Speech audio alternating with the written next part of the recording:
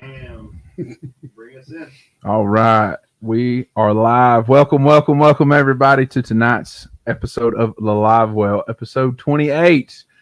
And as you can see from the title of this episode tonight is 5 Bigs for Beasley. We're going to be talking about the upcoming benefit tournament here for him and his family. Also we'll be talking with our local professional fishermen here, Jesse Millsaps and Logan Millsaps. We're going to dive into that whole NPFL thing here shortly, so y'all stay tuned for that. We're going to have a really good show tonight, and we're really looking forward to it. And we appreciate all you guys that are going to be watching. I know it's just getting started, so as you come along, we appreciate, as always, your viewership, and we really appreciate everything that you guys do in supporting us. Let's go ahead and get the business out of the way. Paul, I need you to pop that up for me because we've been late the past couple times. So here, and I don't have it memorized like Danny. So there it is. As always, this episode of Livewell is sponsored in part to you by 400homes.com with Rachel Collins. You can contact her at 770-310-0599. She is the official realtor of the Livewell. Contact her for any of your home buying, selling, listing, whatever kind of needs that you have. She will take care of you. And also, she is one of us because she likes to fish. Her and her husband love to fish together, too. Shout out to James and Rachel. They always watch, and we appreciate everything they do. So, again, lean back and point at the sponsor. There she is. There's everything that you need to know. There she is. As always, again, we appreciate you, Rachel Collins, and thank you for everything that you've done. And thank you for sponsoring the Livewell. Now, what's up, Dylan? How are you? Doug Phillips, good to see you again, buddy. Now, we're going to take care of some more business, which is going to be, I guess we'll call this extended business. But important business is what we're going to get at here. So I have to my left tonight, our star-studded panelist here is Mr. Dane Hunter. With the ABA Division 125 and the True Grit Tackle Pro staff. Directly across to me is our guest of honor number 1A, Mr. Jesse Millsaps. How are you doing, Jesse? Good. How are y'all? Good. Glad you can be here. And guest of honor 1B, his son, Mr. Logan Millsaps. How are you doing, Logan? Excited as always. Excited as always. We're glad that you guys are here. So, Jeremiah Giles, good to see you here. Needed a break from editing my YouTube videos. Yeah, we can't wait to see all that tarpon footage and stuff that you had from your birthday bash. Ron's with us tonight. Oh, yeah, and Ron Swinford, good to see you. He's here on time. Just giving you a hard time, Ron. By the way, Facebook user with the thumbs up, if you go to www.streamyard.com/Facebook, you can register your name, and then when you comment, we will be able to see who you are, and we'll be able to put a name to the comment. Not a name to the face, just a name to the comment. As always, we appreciate you. Jason Glaze, good to see you, buddy. Got a new YouTube name there, Jason. I've never seen you comment on that YouTube name, so that's interesting. But we love Jason. Your cousin has took the night off tonight, so you might want to text him and let him know that he is slacking in his duties as boss of Push North Georgia, because he handed it off to me, and I'm not very good at doing this. But I do the best that I can. I am not the host personality that Danny is. So, with that being said, here we got 36 plus people watching, so let's go ahead and jump right into it. We are going to talk about, for the first little while, the benefit tournament that will be taking place June 18th at Laurel Park, and it will be, the tournament has actually been called hashtag 5 Bigs for Beasley. And are we calling it a memorial tournament, or are we just going to call it benefit tournament? This is the benefit tournament. Yeah. This one is going to be the benefit tournament. We do have plans for in the future to continue doing this. Certainly with what Jesse is doing with the Georgia High School fishing. We've had some conversations about this, and we're looking into continuing to do this thing, making it a yearly thing. And you want to kind of go into something that you've already made the decision on for this next season that you were going to do for your? Yes, our next season, we, as my first year of taking over the Georgia high school fishing, we've kind of, it's been challenging in some ways, but we've kind of made it work. So you've done a fantastic so job. it's still, we're a work in progress as everybody is. But our first year, we give away trophies at every event for first place. The good plaques and stuff, and then we had an angler of the year. I think Beasley won 2 tournaments, and he was my first angler of the year. Mm-hmm. So from here forward, and I give away, for you those of you who don't know, I give away scholarship checks to the winners of our anglers of the year. From here forward, our scholarship will now be known as the Eric Beasley Scholarship. So if you win angler of the year in my high school thing, you will receive the Eric Beasley Scholarship Fund. So my angler of the year will win that every year from here forward. Perfect. That's great, and that's just something to. Yeah, exactly. It's a great tribute, as Dane said. Scott. It was Scott. Hey, Mr. Barnes, how are you doing? There you go. So yeah, I think that's going to be a great thing. We were at the memorial celebration of life service Tuesday night, and everyone I think did a great job. Danny did a great job. His sister and his sister's boyfriend, and then his parents stepping up and saying what they said towards the end. That took a lot of guts. Yes. And we loved every second of it, and we just wanted to say one more time that you guys did a fantastic job standing up there and saying what you guys said about Eric. And as always, it'll continue to be echoed here at Fish North Georgia. Don't be strangers. Do not be strangers. Our door is always welcome to you. Just because Eric is gone does not mean that you don't have to come grace us with your presence, because part of you coming around will help us always remember Eric, and Eric's not going to be forgotten. Yeah, and he was a delight to come through our check-in every morning and our weigh-in every evening. He always had the big smile. He always was excited, nervously excited some of the tournaments, but just an all-around great kid. He was always one of the first too. Right. So I was about to ask, was he really? His dad, Dave, said we were always the first one of the first ones there. I was going to ask you. I said, was he really always?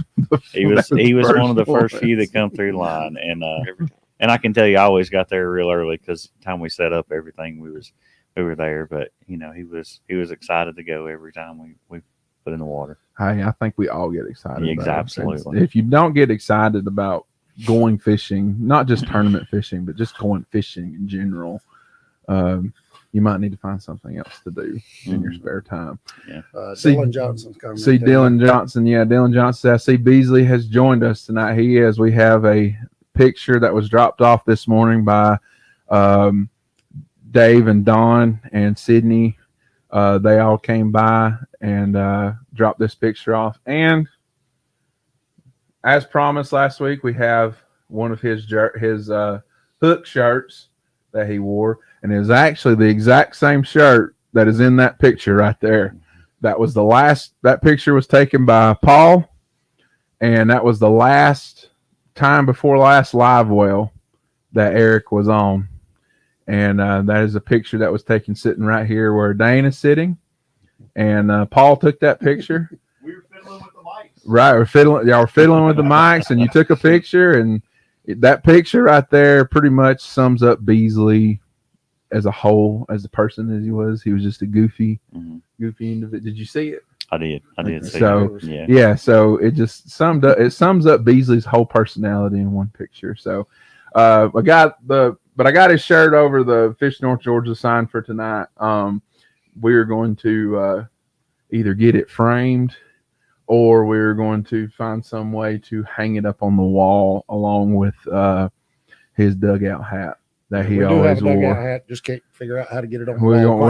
We got to figure it out exactly. So, but it will be put up here somewhere on the wall, and that way every single episode of the Livewell and anything else going forward that we do down here at this table, Beasley will always be here with us. So now let's talk about more with this tournament here.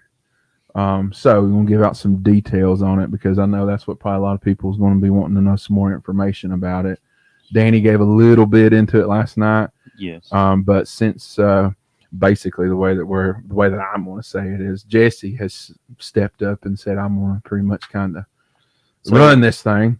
So go ahead. We're going to try what I figured out with our high school kids kind of worked pretty good. Mm-hmm. It run as a scenario, and I feel like it can run the same way for this.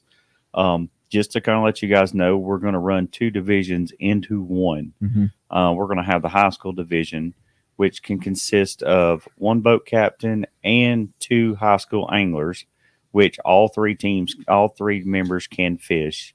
Or you can have 1 adult, 1 high school angler if you choose to fish I call it the student division because we really can't do high school because we'll have middle schoolers and everybody fishing or, whoever wants to come. But you can participate in that division, or you can participate in the adult team division, which is 2 anglers per boat. You have the option. The adult team division is strictly 2 anglers in the boat. There can't be 3 guys in there fishing. Right. We will keep the money separated. So for you guys, we're doing 50% payback. It's $100 a boat, but the high school division will be separated from the adult team division. So each money will receive 50% back out of what we take in per division. So in saying that, I'm going to register. They're going to register everybody as the same. It's just when they come in, I'm going to note we're going to have 2 people writing down whether you fish the high school or or the angler student division or the adult division. So as you come in, I always give my kids cards, and it has a boat number on it, which has your check-in time on it. So when you get that card, as you check into me that morning, I will let you will tell me, are you fishing the adult team division or are you fishing the student division? So that way we will separate. We'll have ladies sitting inside the trailer that will separate which division you are fishing. But we will run as a straight 1 through ever how many boats we have. I'll blast you off all in the same. It's just on our side. I will separate the divisions. You guys will run as 1 tournament. So except for the payouts at the end. We'll do 1 through 25 as a flight. There'll be every flight will have 25 boats in it, and we'll do 15-minute intervals. So it'll be 3, 3:15, 3:30, 3:45, and so on. Ever how many boats we have. One of the things that I am going to say, and you're probably going to hear us stress this now, and we're going to stress it more and more because we're going to do a 5-fish limit. I never like doing a 3-fish limit. I know it's hot. I know it's the wrong time of year to be doing it, but we have to take care of our fish. We're trying to get an ice truck there at the ramp. I will let everybody know for sure. Dean's working on it. He's trying to get us an ice truck there. If not, we ask that you at least have 2 bags of ice in your boat. This is June, and it's real important to keep our fish alive for our fishery. We're all going to be here for a good cause. We're all doing it for the right reasons, but we still got to protect our fishery, as Beasley would have wanted, because it's a special place. We all live in a special place. But we'll do the 5-fish, 14-inch size limit. We're going to have 1 dead fish, and it'll be a ½ pound penalty, is what it'll be. And you can't weigh the dead fish for big fish. Your fish has to be alive for big fish. We've had several people put in dollars for part of the contribution, and we've had some ask that the big fish prize for each division will be $500. So a big fish prize of $500 is pretty well within itself. For each division, that gets a high school angler or a student angler. I could say high school, but a student angler out. They have a shot to win $500 just by one contribution from one company. And the unnamed pro at this point that donated that money, it's greatly appreciated. Yes, he knows who he is. Yeah, so it's a great contribution, and it's to get more boats there. It gives everybody a chance to win a little money. What you do with the money is your choice, whether you give it back or whatever. It's it's all in there. But as far as registration goes, registration will be you can come by Fish North Georgia and sign up, and they'll put you on the list as you pay your money, or you can contact Danny, and I think he's doing PayPal for some, as long as the fees don't get outrageous. Right. Because the fees on PayPal and Square and all, they add up. So it's just money taken out of the thing. One other thing, if you live in the Ackworth, Marietta, Cartersville area, you can contact me, meet up in that area. We've got a group text going, so you don't have to drive all the way to Marble Hill. I will take your money while we're standing there. I will send Ryan and Danny a text to add you to the list. And when they receive it, you'll go on there and you're in the order that it was received. So you'll get a lower boat number. Yes. So, and same with us. If you're wanting to fish and you want a boat number, we'll meet up and get your money. I want to make it to where if you sign up early, your money needs to be paid. So that way, it kind of goes down the list. It tracks everybody who we got coming in. So just know that how you sign up will be your boat number. And I'll be throwing the list up. We already got 16 or 17 boats have already signed up.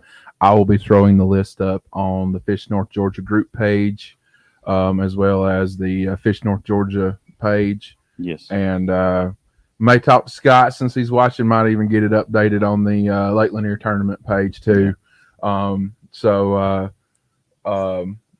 You'll be able to see as the next 2 weeks progress how many boats are signed up, where you're at. Yeah.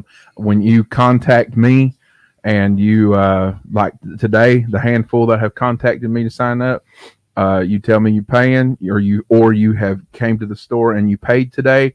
I show you your number. I tell you what number you are, and we go forward. You're logged from in. there.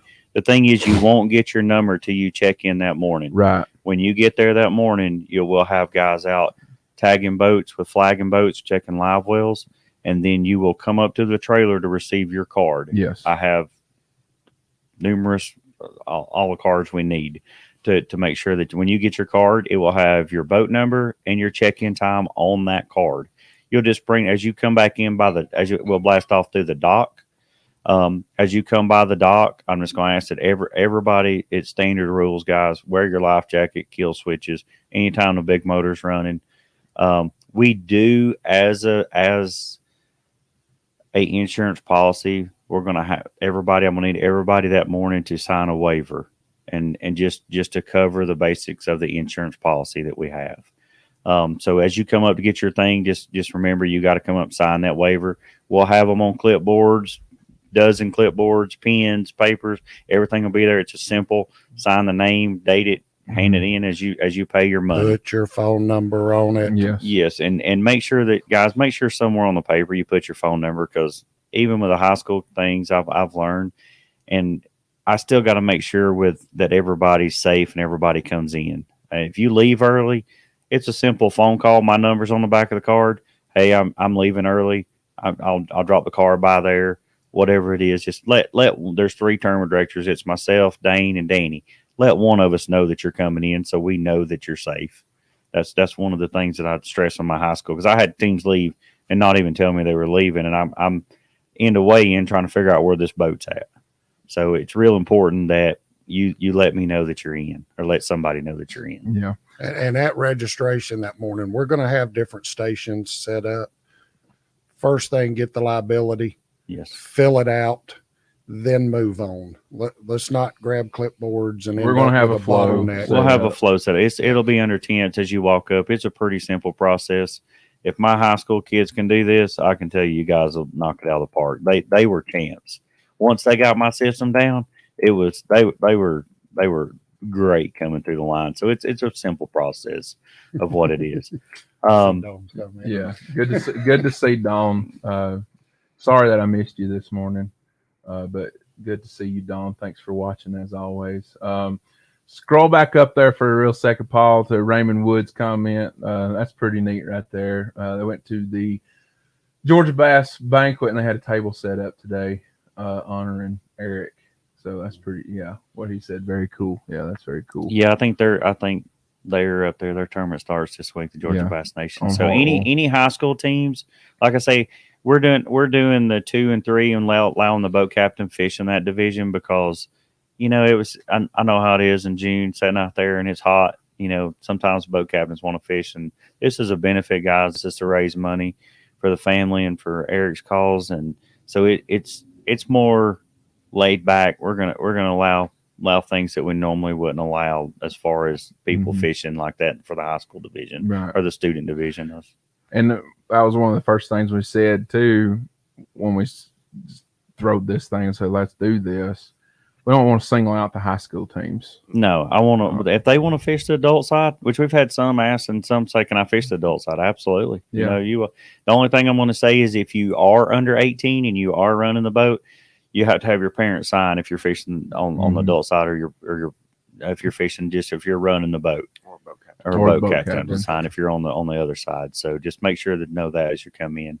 Also, you're going to see we have had an outpouring of That's an items that's going to be raffled off at this tournament. Yeah. One of which I know is Danny was telling me yesterday. We have a Humminbird Mega Live, which is a huge thing, and so that's one of the big ticket items, and that we're going to have sitting up there that's going to be raffled off. We're going to sell raffle tickets. I mean, we've had everything from rods, reels, baits. I mean, we just had an outpouring of stuff. Signed The jerseys. people's signed jerseys. I think we got Jason Christie jersey, a Yeah. Jeff Gustafson jerseys. They're fishing jerseys, so we're going to have a lot of stuff there, and all of that will be raffled off. We'll have different tables set up. They'll be color coded for the price of each raffle because some of our items are a little more than others, and so we're going to have a group of stuff for general raffle, and then there'll be 2 or 3 different color coded. You can go through the line, buy how many tickets you want to buy, and we're going to draw for that stuff at the end. So, anything to add? I think pretty well Anything you covered. want to add, Fish Logan? care, Yep. fish care, Fish care. yeah, Yep. fish care is Yeah, very fish care. important. areas, run them. Come on, guys. And I'll say this. I'm not trying to say this to be anything. Guys, you got 2 live wells. It's not. You just have to Man, I'm continue telling you to- what, I fished 5 fish tournaments in July and August, and I know a lot of people seem to frown upon them. Man, if you take care of your fish in August, dude, I open up my live wells at the end, and I have to shut the back real quick because the fish are trying to jump out of my live well. Will, I'll answer your question. So the entry fee is $100 per boat. I do think that there's going to be a separate tournament for kayaks. Yeah, y'all hold So on. hold We're on gonna now. He's talk about got it. We're that. talking about it. They Slow got down. that schedule for the kayak guys, just to make sure. But I know they're going to cover it for you guys also. It's just a little harder on the bass on our big boat side to kind of do a measuring and everything else as far as keeping fish alive in a kayak. Before we move on, I want to give a shout out to Scott Barnes, helping us get the permit. Chief Ranger Chris Arthur with the Corps over at Lake Lanier. Mike Little up at Laurel Park. They get some bad feedback because sometimes it takes a while to get permits, but Scott, working with his contacts that I mentioned, we were able to get this pulled together quickly. Scott, thank you. To get a 2-week turnaround or a week turnaround on a permit out there, they Well, he pulled said some strings for when this we one. finally got all the letters together and it was submitted and emails sent, how Scott did it, I don't know. He had an approval in less than an hour, it seemed like. And we try not to blow your head up, Scott, so you can walk through the door. But I'm just kidding, Scott.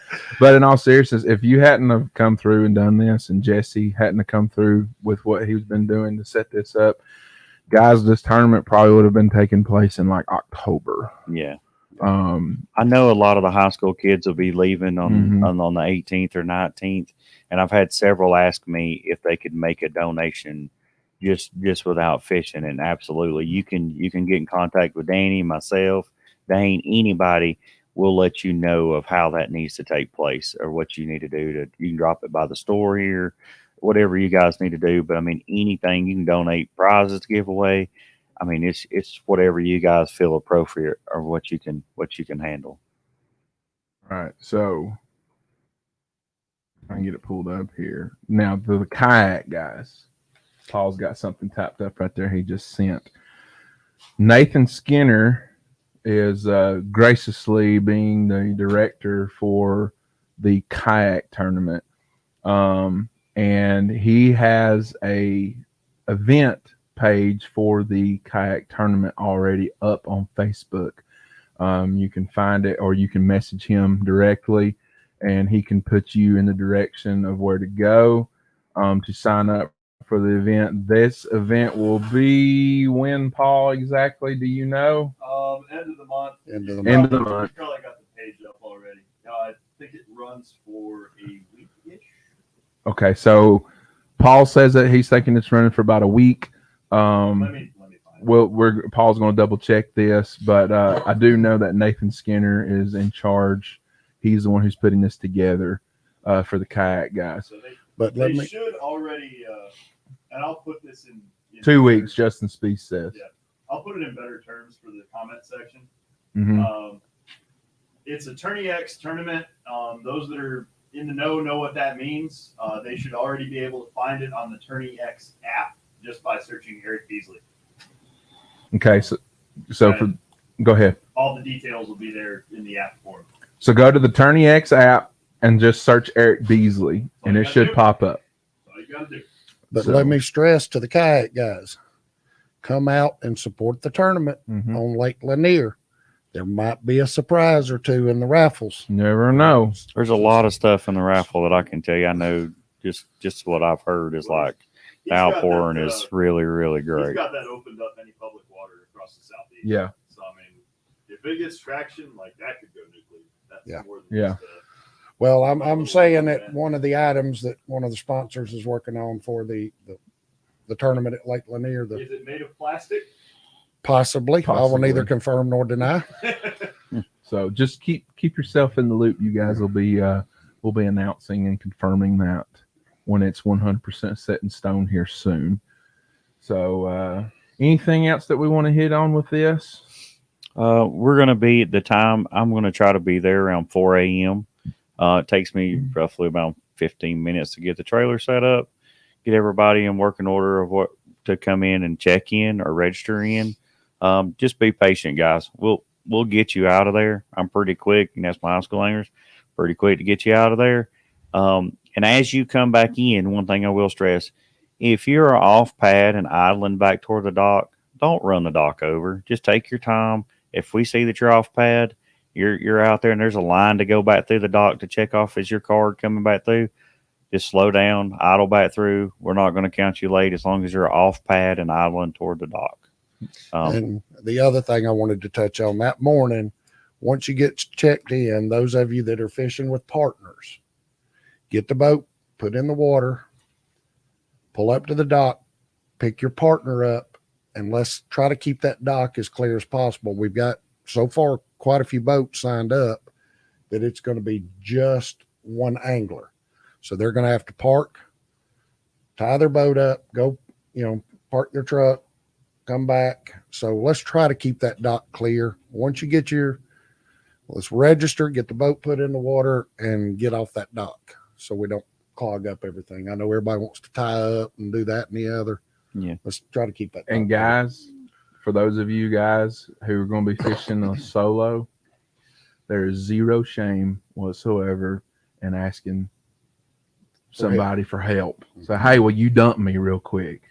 It's pretty simple. Yeah. The weigh-in is we'll open the scales around 2:15, 2:30. First flight will be due in at 3:00. So, that's usually when we start getting boats in, somewhere around 2:30.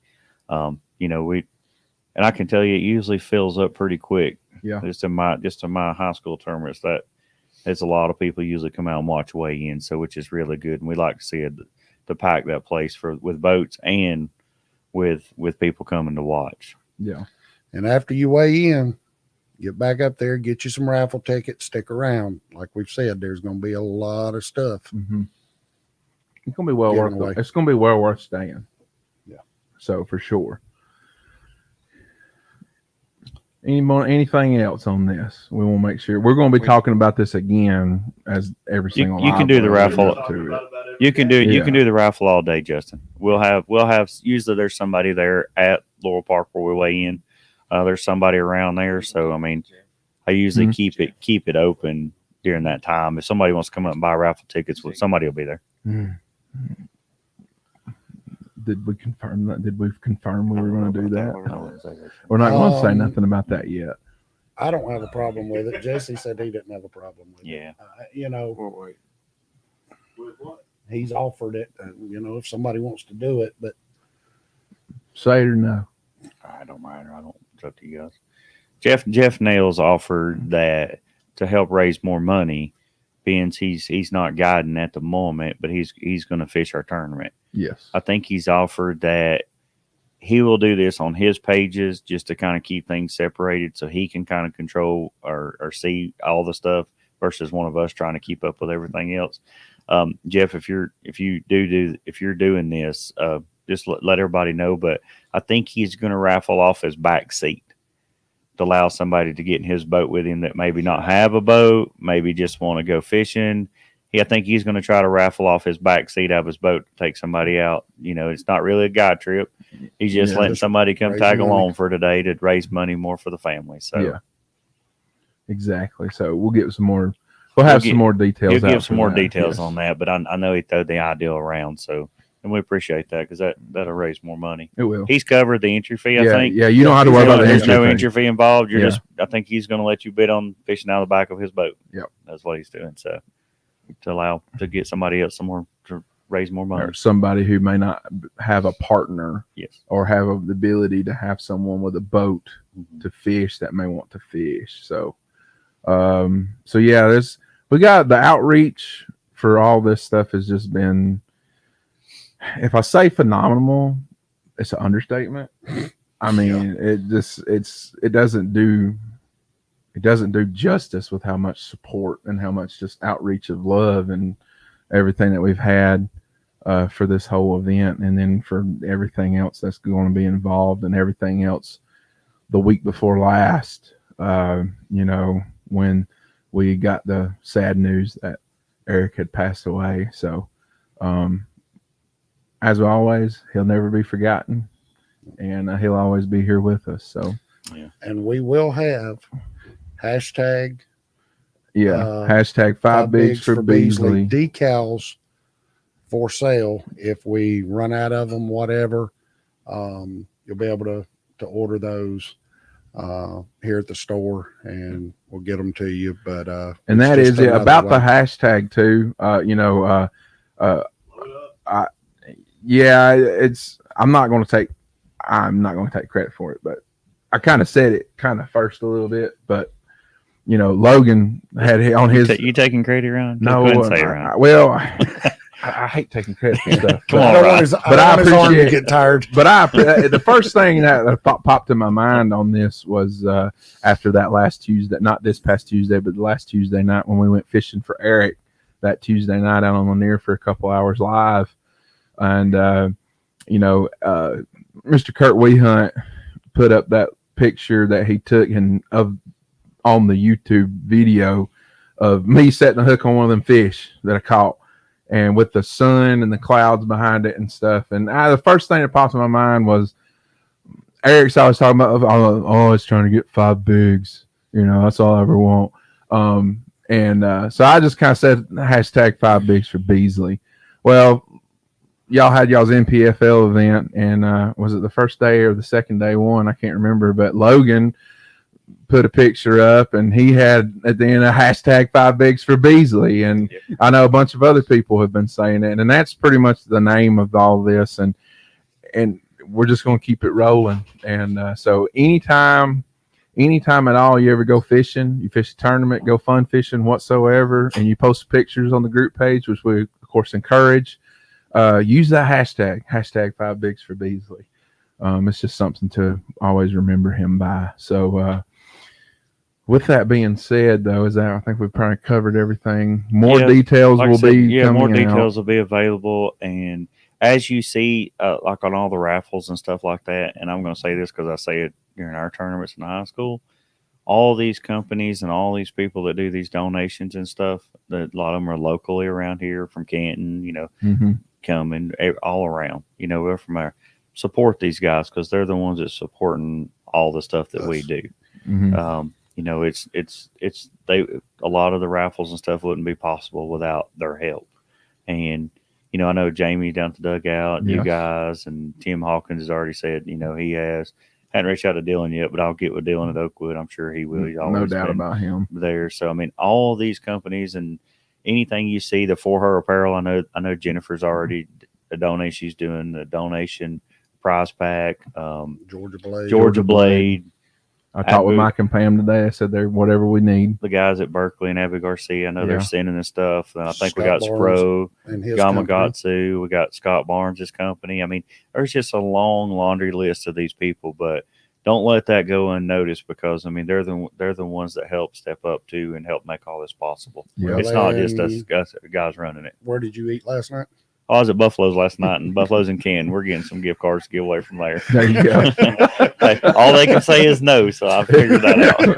Southwest Express. No, I gotta always say no question unasked is a bad question. That's right. So, I mean, and the guy was very. I mean, he it was funny because I eat in there. We eat in there quite a bit, and when I brought up, you know, what we were doing a tournament for the kid at Creekview, went to Creekview High School down in Canton, and as soon as the Creekview kid from Creekview come out of my mouth, he knew exactly what I was talking about. Yeah. So that's how fast the word travels in our community. He knew exactly what it was, and his answer was no question. Just send me a flyer, and I'll get them sent to you. Yeah. It was But that guys, quick. no matter what part of the state you're in, spread the word. It's surprising me. I'm from South Georgia and have had people reach out to me. There's high school teams from down there that are sending kids. Was it up, Applin County? Yeah, Applin County. I got a message from. They're going to send one a couple of them boats and to fish. Yeah, There's a lot of network of teams. There's a lot of schools, and you know, even at that memorial service the other night, the Mhm. celebration of life for Eric, to see the kids walk in there and have their fishing jerseys on, and you know, for one of their fellow competitors that they looked up to, and then they were there because, you know, he was one of them, you know, and to walk in and see that, There wasn't a place to sit. no, Mm-mm. it was remarkable, and to see those kids walk in and support, you know, for that cause, and it wasn't kids just from Canton. There was Yeah. kids from Lumpkin County, there was kids from Pickens County, there was kids from all over Yeah. that were in there. So that was kind of Well, what is really not really shocked me, but in talking to people is these companies that we see out here selling tackle, you know, Dugout, Fish North Georgia, Hammond's, you know, yeah, they're kind of competing in the same market, but they're all coming together. You know, he shopped at all the places, like I'm sure we all shop at all of them. absolutely. And just because somebody else, you know, everybody's supporting this. It's a great thing. Yeah, and it's for a great cause. I mean, the Beasley family is a special family also. You know, Eric had a very good family behind him. So it was Like it was said the other night by the pastor of that church where the celebration of life took place at over there at Revolution. He stood up there and he said, "Wow, this is just self-evidence of what kind of upbringing you two, talking to Dave and Don, have done raising Eric. Just look at the impact and look at the amount of people that were here." So it's a big thing. And like I said, we love you guys, and we will miss Eric, and we will hopefully we do him some justice. I guess that's the way to put it. I guess he's up there laughing at us, thinking, "Look I what mean, his words right now is like, look what I called today." Yeah, pretty much. Yeah. Ryan's comment. What did he say? Danny in the sitting dugout. there last night Yeah, with the Danny dugout with that hat on. dugout hat on. Yeah, exactly. So anyway, so now talking about Beasley, let's talk about what Beasley loved to do. Let's talk some fishing. All right. So we got all this out of the way. Oh, and So let's before you talk get on that, if anybody has any questions about the tournament, like I said, Dane, you can contact Dane, you can contact me, Danny, Ryan. We all know what's going on. So if you do have questions, if you don't have my number, just message me or whatever. As you figure out how to get a hold of one of us so we can answer anything that you need. You know, Paul can put my number up at 770-780-2002. You can reach me through Facebook. You can reach me through the ABA 125 page. Slow down. Sound Paul, like a commercial. it's on the back of my shirt. Cartersville Cabinets. Can't see that. He can't see that either. Stand up when we talk to you. All right, so See me stand up? yeah, he's Paul's like, oh, what's his name on Home Improvement? Was talking over the fence. Yeah. You just see his Well, eyes. Tim. So, Wilson. Wilson, yes, that's his name. Showed my age. Right. So let's talk about fishing. All right. So you guys, both of you, we also got two other local guys too. Another one of them's vacationing, I guess you could say. He's vacationing, I guess. And I don't know what Robbie's doing. But two of our other Who's local vacation? guys. Who's vacation? Cody. Oh yeah, He's in Cody. Cherokee or something. Cody's always vacationing. Yeah. Sorry, Cody. We got to throw you under the bus. He was at a tournament and he said, I need a break. Hey, I can attest. I will say this. You know, in the regular format, we fish 3 days of practice and take a day off. Then we fish 3 days of tournament. Yep. I can tell you, I missed that day off. Yeah. We fished You don't. You fish 6 days from straight. daylight to almost dark every day. I realized I wasn't in very good shape, Yeah.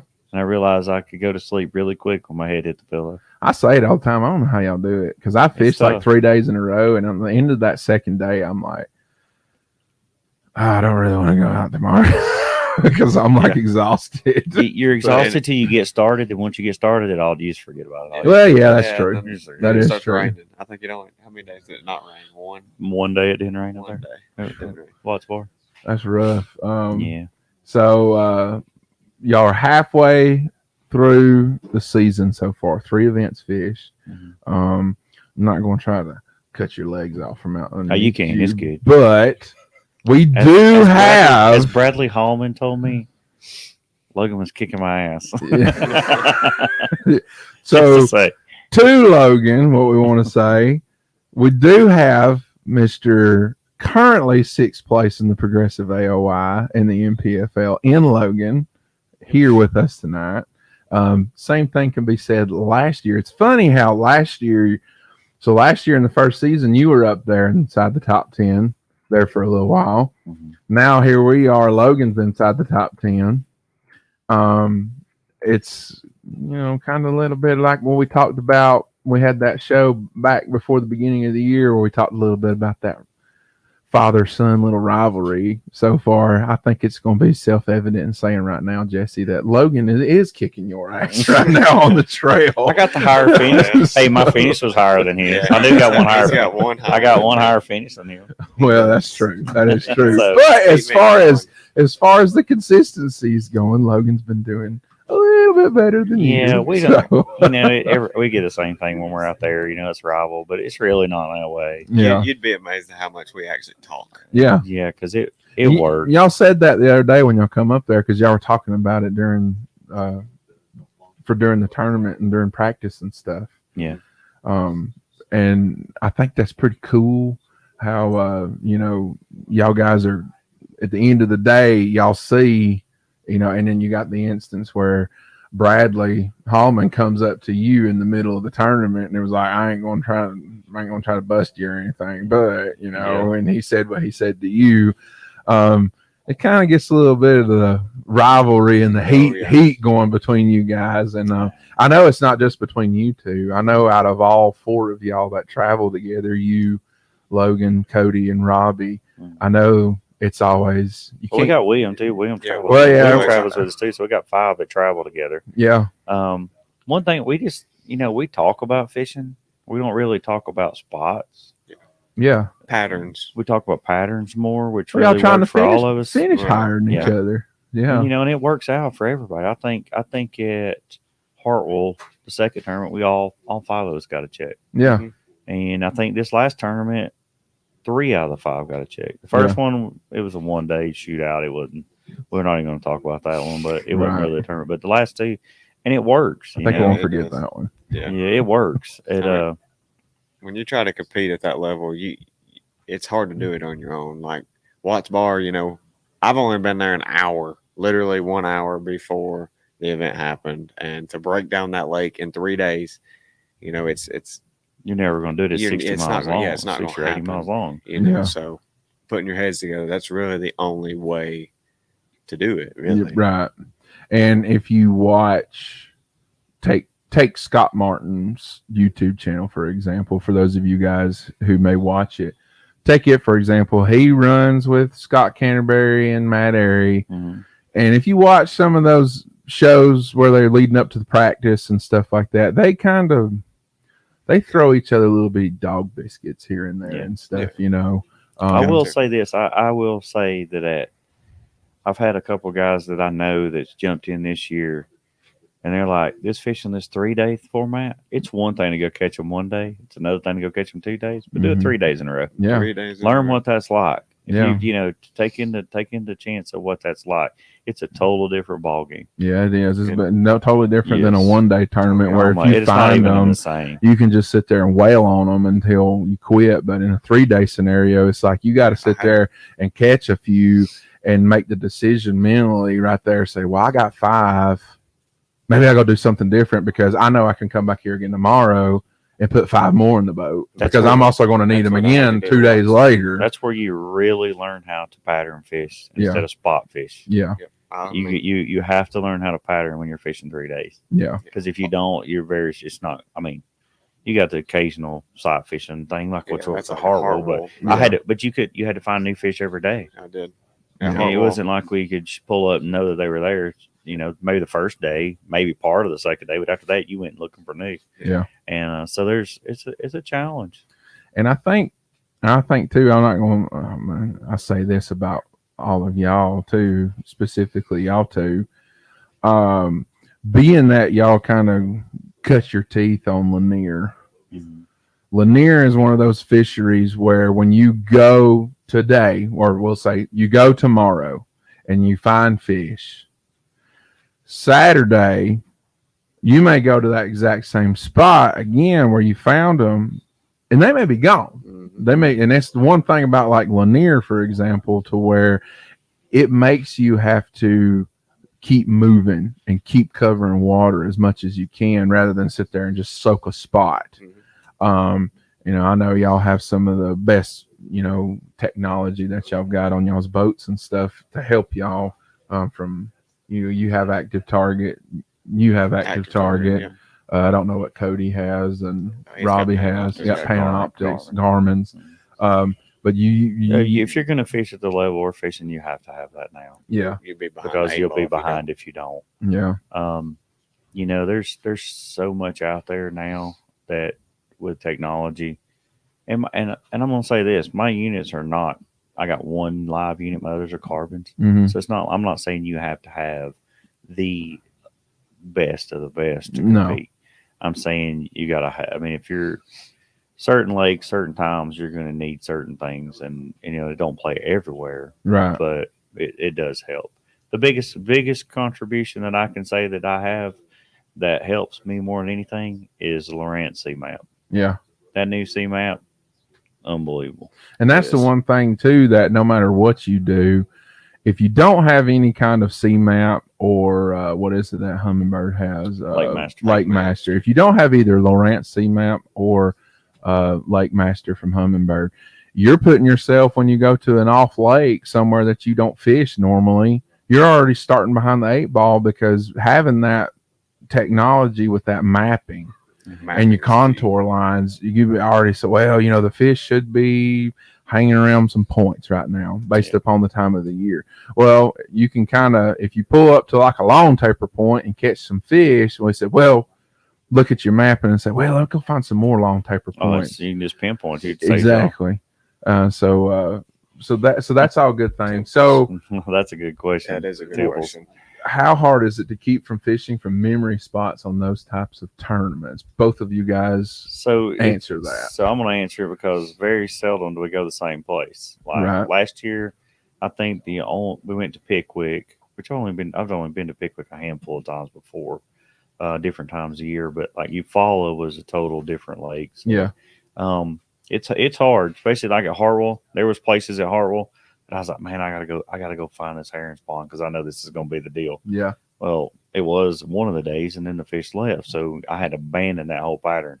I know several other guys that one of the days had big bags on a herring spawn, but come to find out, those fish were leaving. Yeah, they were leaving. Instead of coming there, they were leaving. They were They were more fish going to spawn than they were coming to the herring spawn. And when I talked to Cody when he got Yes. back, he said the same thing, that he had kind of absolutely. figured something out Yeah. in practice, and then come tournament time, it was like, oh God, these fish are not doing what they were doing a couple of days ago now. Yeah, I exactly. mean, that one thing I can say is, like in our trail, we go to a lot of different lakes. Like we're fixing to go to Michigan. Mhm. In 3 weeks, we leave to go to Michigan.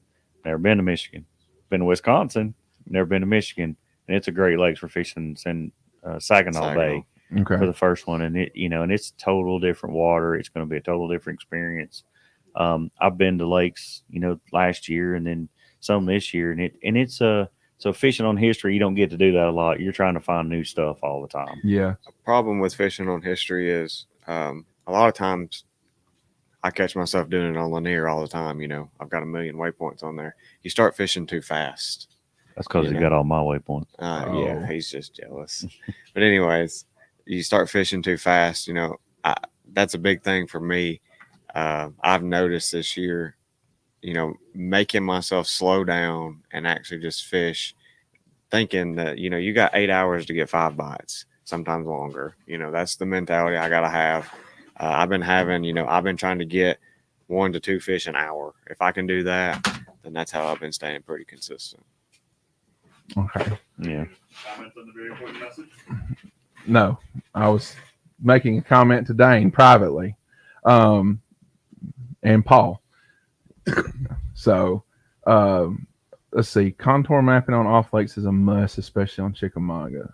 Especially on a lakes like Chickamauga, it'll probably be coming in. I guess probably when y'all go to There. Michigan. Not trying to talk about anything, but I would probably take a hunch from my opinion.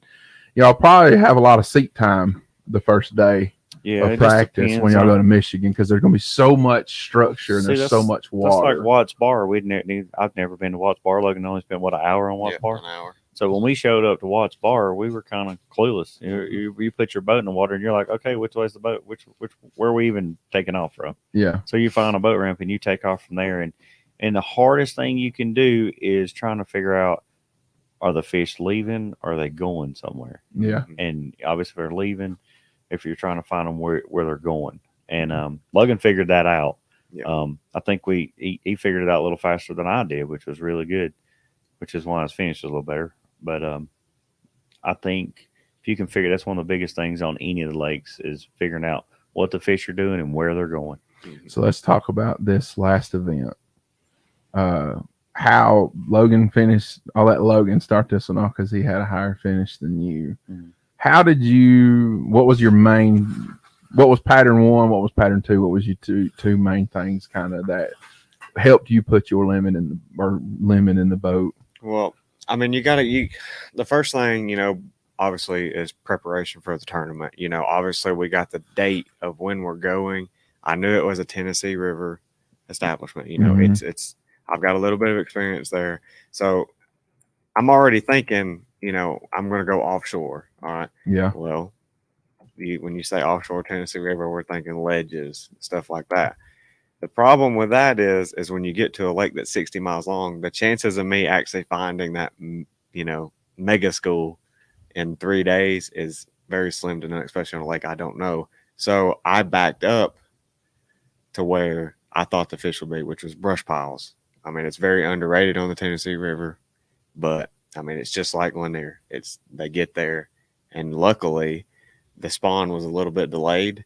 And believe it or not, I actually think if one of our practice days would have been a little bit more sunnier instead of raining, it would have pulled more fish to me. Like fish were coming to me every day. My bag got bigger. That's the reason why. Yeah. Obviously that's the way it is. I feel like they was coming to me instead of leaving. Because if you followed all of them during the NPFL tournament, this past one, Logan's first day to second day, his bag got bigger. Yep. And then of course on the third day you caught how big was that?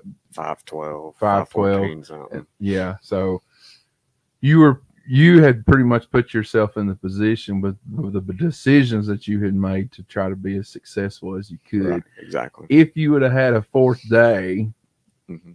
there's no telling what might could have happened. Right, like That's I how the said, tournament got won. Mhm. yeah, They got it one is. out of It both. is. I mean, I truly believe that.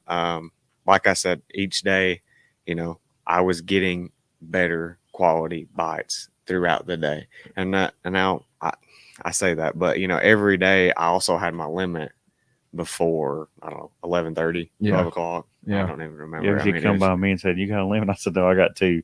He's like, "I already got 5 and cold twice." yeah, I'm like, I mean, "Hold it's on a minute, just- back up," It's just one of those because things. I started out deeper than he did, Yeah.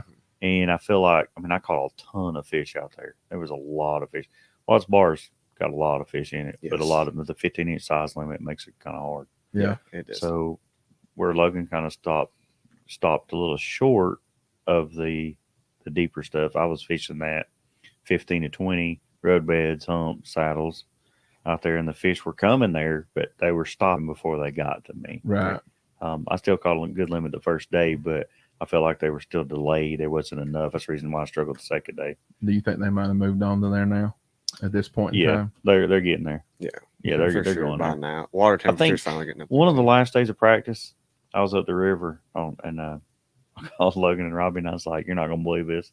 I pulled in this one point. It was about 8 foot deep, and I should have keyed on it. It was a little slow keying in on this. Is why they went to the brush. But pulled up on this point, and I seen them school for just a second. And I thought, it's probably white bass. And I pulled in there, picked up a fluke, and I probably caught 40 bass in a row. And I had 2 keepers Yeah, out of 2 that whole keepers. group. Out of Dang. 40. Mhm. And Watts Bar, and I'm going to say this about Watts Bar, it's a phenomenal lake. Going to be a really good lake. I think they stocked it not long ago. But in my personal opinion, it's like Altoona. It's got too many little fish in it Yeah. for the fish to grow. The fish look poor. They look Yes, sick. very They poor. don't look healthy at all. I know they just come off spawn, but they didn't look like what a Tennessee River. You go to Pickwick, you go right down the river to Chickamauga. It's a totally different strain of fish. There's Right. something not right with what they got. I think they got too many fish in the lake. But like what you're saying, like with Pickwick and you said Pickwick and Chickamauga, when those fish spawn and then they get done doing their thing during their recuperation process, if you catch them, they look healthy. Even though they're spawned out, they look better. Yeah, they Yeah. just They look like they're not as Mhm. beat up. They don't look as malnourished looking. You could catch a 15.5-inch fish there at Watts Bar, and it would weigh a pound 50. 6. pound 50. Pound 50. If I that. had 5 fish that weighed 9.7 the last day, and I had 2 that was 16.5, 17 inches long. That's rough right there. That's like Yeah. Altoona specials right there for sure. That's why I felt like I was fishing Yeah. Altoona, but they had to have a 15-inch You size got- limit. So you are imagine that. steady We got hammer. George Smith right there. He said, "Watch it." Yeah, George Smith. So he's one of y'all's biggest fans. Y'all need to autograph something. We'll send it to him. He loves. I'm going to auction one of my jerseys away, George. There you go, George. Jesse's going to throw out one of his jerseys, so I know something you're going to want to bid on. Tournament question though from George: if you get to a place that you are steady hammering them, but it's all dinks, what is the first adjustment that you would make? I can make this statement from Watts Bar, my last time experience. The biggest fish bites first. Mm. That's just the way it was for me. I'm not saying that always happens. Everybody says throw a bigger bait, but at Watts Bar, besides the Lanier was throwing Smoke a jig, buck- I was throwing a Magnum old monster, the biggest one they make, Yeah, and I was still catching 10-inch fish. So I was throwing a Berkeley Dredger at 25.5, and I was catching 12-inch fish. The fish were as big as my butt. The Yeah. bait was big as a fish. exactly. bait kick the fishes out. I will say Sure. one thing: that Berkeley Dredger is a bad crankbait. Yeah, It's a good one. they are available at Fish North Georgia. If you I come used to pick be a it up. Z-Boss guy, but I can tell you after getting to throw that dredger, Yeah, it's so much easier to reel. It's so much. It gets down there a lot quicker. It gets to the bottom faster, and you can slow it down. it's lighter too than a. and you It can is. throw it. Yeah, I'm telling you, you can Body- launch that body thing. size is Yeah. smaller. Oh, so- it's special. and I'll it comes say with that. really good hooks right out of the pack too. Yeah. there you go. That's a plus. Yeah, most that of is the a time, you plus. got to. Most of the time, that's like the one thing I hate about 6XDs from Strike King. You go buy them. 6XD is a great bait. I don't think any of us in this room will deny that a 6XD is a great bait. But dang, Change the put some hooks, on it. dude. I mean, Put it's some good like, hooks on it. y'all, what are y'all doing? I mean, you know, it's That just, dredger's got some good ones on, I can tell you. they do. And we like I said, we have them up here at the store, and you can look at them in the package, and you can see they have really, really good hooks on them. Good, sticky, sharp hooks. So, Jeremiah Giles said I go out with random guys on the water all the time and find fish. Then they always want to keep going back to the same spot every time after. I keep explaining those fish are gone after a while. Yes, that is most of the time. Everyone always seems to get hung up on spots. So I'm going to break something down for you. Break it down. Because my uncle did this when I first started fishing. My Uncle Jimmy, he fished for years on the tour. And he put it to me like this. He said, your creek channels, your river channels are like highways to a bass. Mm-hmm. He said, it's just like our interstates. He said, think of that river channel, think of that creek channel like a highway. Mm-hmm. Whenever he's coming in to spawn, he's hitting that creek channel, he's going to the back. Mm-hmm. And then when he gets done, he hits that creek channel and he goes back to the river channel. Yep. They use them as highways. Yep. And that's how I've learned to pattern fish by that thought. If you break it down that way, he will stop somewhere in between. He'll spawn in the back or Stage somewhere. He'll come out stage in the points. He'll go all the way back out to the main river channel eventually. Right. That's why maps are key. Mapping again. That's just way too simple, Jesse. It simplified it, didn't it? You It got simplified it for me. I can tell you that. It's fishing. Because then you sit there and you look at it and you're like, somewhere in one of those stops, that bass is going to be there. Mm-hmm. Whether if he's spawning, he's in the back. If he's waiting to go back and spawn, a lot of times they get on the flats or coming back out. They got stopping points. Look at those points as stopping points. Mm-hmm. And I'm gonna say this: there's probably fish everywhere you stop. Yeah, Mhm. It's just getting on probably the mad bite. if you knew. Yeah. But if you fish those places, if you use that mentality and look at it that way, you'll find those fish.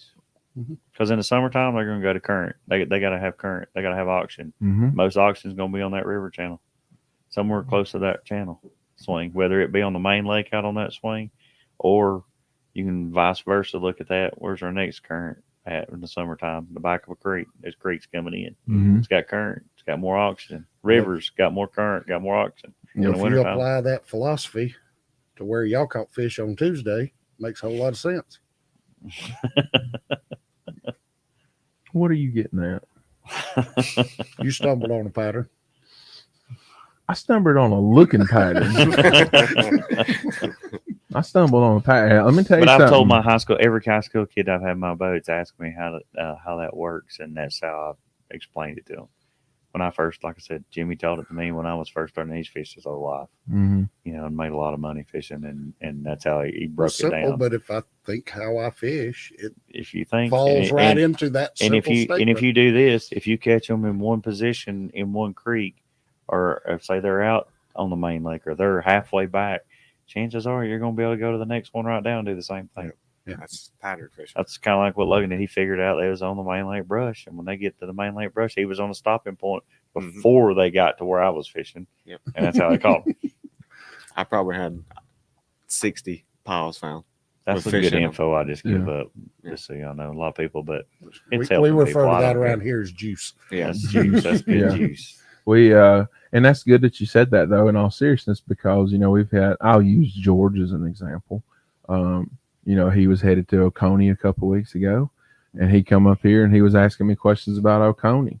Mm-hmm. And he was like, what should I went last weekend, I went way up the river, and it was just I wasn't around no fish. There wasn't any fish near me. I wasn't catching anything. There was nobody watching me. Nothing. And he was like, I felt like I made a mistake, and I felt like I was lost. Yeah. And I said, in my opinion on this, you going back this weekend? I said, yeah. I said, I would go to the complete opposite end of the lake. I said, and just kind of like taking a book and just closing that book and turning it over and then opening it back up from the back of the Oconee's back a different of the place, page. though. Yeah. It's like It is. you got to treat that place totally different. It is it's different. It's still. I mean, you're still going to be in certain stopping points wherever you figure out they're at, but that's a dock lake, and I think 90% of the fish in that lake live on a dock somewhere. And it don't matter how cold the water is or how hot That's the water probably is. my worst lake in the whole Georgia. The two-way dam is what messes with them. I think when you Pump in, back, pump out, 'cause it's not- no, Back because from- because I can go to Sinclair and catch them. Yeah. But Sinclair's Sinclair's just are different too. It's those two lakes fish totally different than the baby. See, I cut my teeth in bass fishing on Sinclair. Yeah, I I love grew up Sinclair. on Sinclair. Mhm. I like So, Sinclair. Me too. The grass these last few years has changed that lake a lot. Yeah, it's compared still a to- good lake. Oh yeah. What's going on, Kobe? Yeah, what's up? There's Colby, and there's There's Harold, Harold. and there's Drew and Tyler Minix. Better late than never, as always. Tyler, he shows up whenever he feels like it, but we always appreciate your opinion. Raymond Wood there. That's what we have going on in Hartwell. We can catch all the 1.5 pound bass you want for 3 days, and we've hit a fish over 2 pounds. For one, that's Hartwell. Yeah. That's just the nature of Hartwell. Hartwell is an extremely, extremely, extremely healthy lake. It is slap full of fish. However, it is at a period currently right now in Hartwell where it is eat up with 1.5 pound fish. They're everywhere. I think what happens is those fish were so late spawning at Hartwell, Mm-hmm. and they come through. They kind of part of the fish hit the herring spawn, the shad spawn. Part of them were spawning while that was going on, and a lot of times those big fish, they're there. It's just you don't. After they get done with that, they kind of get a little sick and they don't bite as good Yeah, for a period of time. And about could 2 see- weeks. I Two could week- see it's a Hartwell 2 week getting right at the end of that time. I could see where that could be a tough time there. But there's a section of that lake, if you can figure it out, that should have some good fish biting in it. Mm-hmm. Were you seeing on the lakes y'all were fishing? I fished a tournament on Wise a couple of weeks ago. Found one 5.5 pounds on the bed. We had our little thing this past Tuesday over on Lanier. Found 3 on bed over there. Yeah, they were late this year. It prolonged because we would get there was a group come up in March on Lanier, and the fish would pull up, and then the weather got south. It went south, got cold, and it pulled them back out. Pulled them back up. They pulled back out. That went on for months. Yeah. And it prolonged what happened. Usually that doesn't happen. Usually by now, I'm not saying there's not any fish. I'm saying what I will say, the later that happens, the quicker they leave. Yeah. They'll be there for a day or Pull two up and and gone leave. a lot of times. Still But, happened at Hartwell. Yeah. I mean, my day one, I found We'll be here, Tyler. I found 23 pounds laying in one pocket. Literally 5 fish, 23. I Yeah. told him about it that night.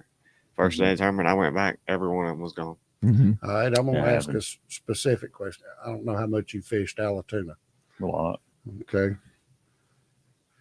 We're starting to get in that time of year where they're transitioning out. Main Lake points, Mhm. starting to hit that deeper water, deeper brush. Mhm. You look at Tuesday night tournament out of Gatewood, took roughly 8 pounds to get a check. Yeah. Which is pretty good for out there. Yeah. Last night, the Wednesday night tournament out of Victoria, I think it was right at about 6 pounds to get a check. The swings, where do you think this time of year those bigger fish are transitioning to? Deeper They've water? already spawned. They're pulling out. They're setting up next to those. They're either in the rivers or they're setting out near the channel. So, See, a lot of people don't fish. I'm gonna say this. I mean, some people do. A lot of people don't. A lot of people don't fish out there deep enough I agree with that. because they always want to go beat the bank. We used to fish Monday nighters over there. That's what 9% of the people you seen fish the bank. I did it. I know it's a lot of times. But what we found, a lot of those big fish suspend on Altoona. A lot of people don't realize that because we used to catch them on the tires, which everybody knew that once it got out. That got out pretty quick, but nobody ever fished out on the creek channels, the river channels, the points out that deep, or like where you're out throwing a 25-foot crankbait. Yeah. I mean, how many people start out throwing a 25-foot crankbait on Altoona? I've done a lot of people do it at night, but not a lot of people start out with it first thing in their hand, trying to find that wad of fish that's out there. I know in the past when the tournaments used to go out of Little River, I know several tournaments in a row got one off of a point that was on a river channel, on the river channel right there next to Little River, On the and swing there. on the swing, and it was on a big crankbait. And everybody would blast off, and they'd sit right there and catch. 15, 16 pounds. Everybody's like, well, how in the world do you catch that on Altoona? It's because nobody ever fished for them. A lot of guys fish brush over there, and they catch them out of brush. But I don't think many people fish it deep enough. I think a lot of those fish go a lot deeper than what they. And I'm gonna tell you what I think causes that a lot on Altoona is the big boats. Yeah, boat traffic. Traffic. Boat traffic's causing those fish to go a lot deeper than what people think. Well, we're seeing some stuff on Alatoona, Mm-hmm. that, I call it head scratchers. Yeah. You're catching 3.5 pound largemouth on ledge walls. Yeah. You're catching 2 pound spots in 4 foot of water in the back of a pocket. Right. Stuff that's just really not making That's a whole lot of Altoona. sense. Altoona's, like I say, it's got a lot of fish in it. I mean, I remember me and David fished back when the Budweiser tournament was there. Me and David fished it one year. You're telling your age. Yeah, I know it's a long time ago, back when the Moby was there, but it was back then. But Were you I born? can tell you, no, No. I can. Now he might have been little, I don't know, but I fished some of the Moby tournaments. Yeah, but it's anyway, been a minute. I remember that tournament that we threw a buzz bait from the time we started to the time we quit, and I can't tell you how many 2.5, 3 pounders we caught that day. And it was like I was like, where'd all these fish go? And we figured out, later in time, they go a lot deeper than what people think.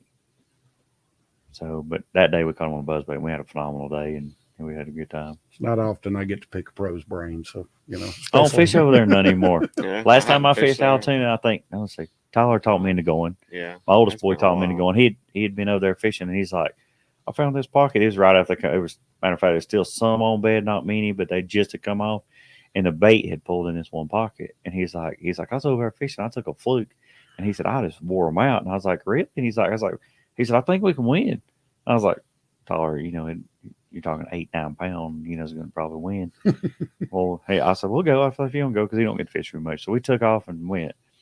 And then we pulled in there and we caught a limit out of it, like had the 8, 9 pound. And I was like, we probably ain't gonna win. They're biting too good today. We come in, we won. I was like, okay. But it was just, right after they come off, they hadn't made it out there yet. They were headed there.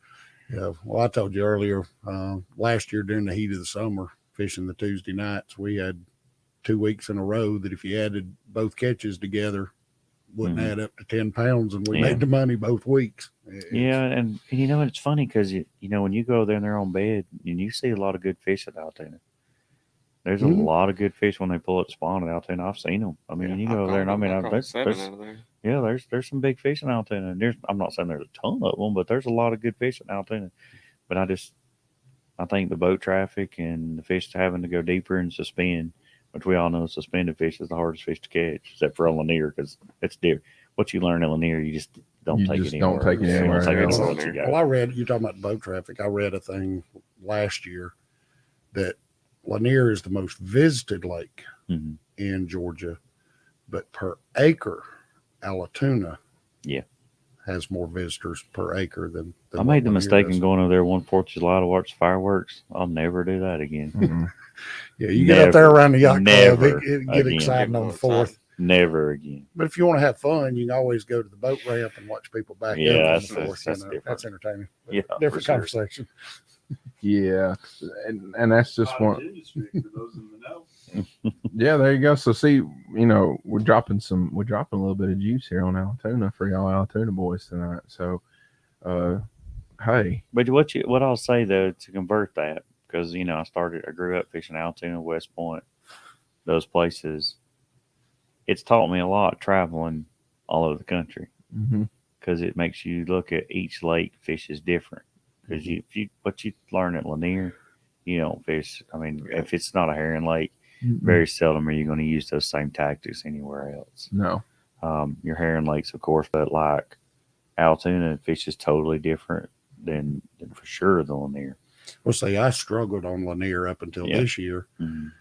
because I tried to go fish Lanier like I fish Alatoona, and Ryan and I Yeah. went earlier into last year, and he's like, "No, this is what you do," and it started to click. Okay, and I've done much better, Yeah. this year. It's on- just on Lanier. different. It's a different lake. I mean, anytime you put those herring in a lake, very few lakes have herring.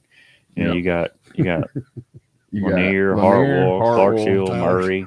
Burton, Murray, Burton. You know, you got Satude. several. We got several here That's around it. Georgia, but No, when you get off from here, and I'll say this, I mean, there's a lot of guys that fish the trails, and you know, and my respect for some of these other guys that catch them day in and day out is at a different level now. yeah, Because when you can roll up to a place and and you're just fishing on 3 days practice, and you get on something, it's not as easy as what it looks. Not as easy at all as what it looks. You know, like Patrick Walters, I think he won our event, but he drove from Fort. He lost a day's practice, still showed up for 2 days and won.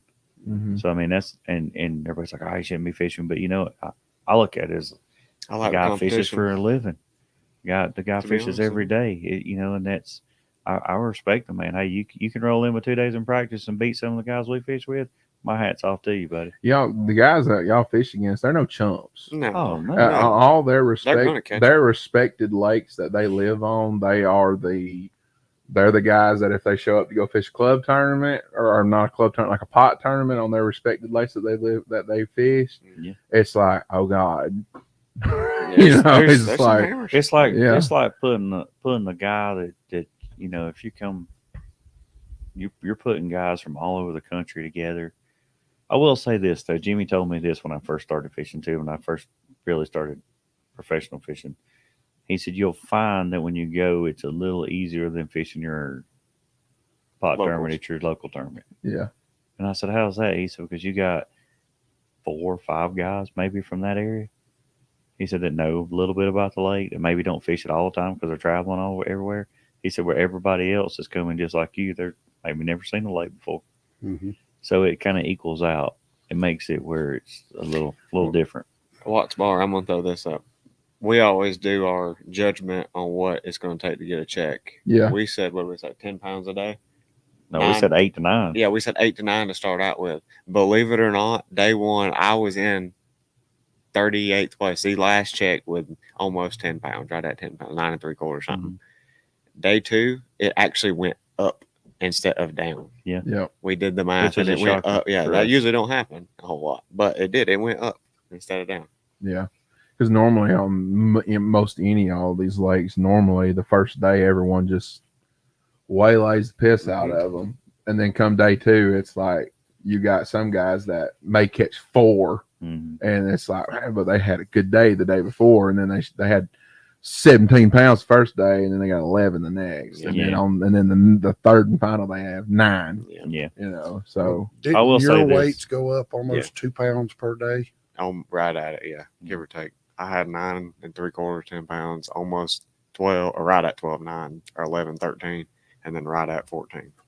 So Best lake I've been to yet though is in Texas. yeah, That Rob Patman in Texas, phenomenal. When you catch 19 pound, you come in and you're like in 14th place. That's how good that place was. yeah, It was phenomenal.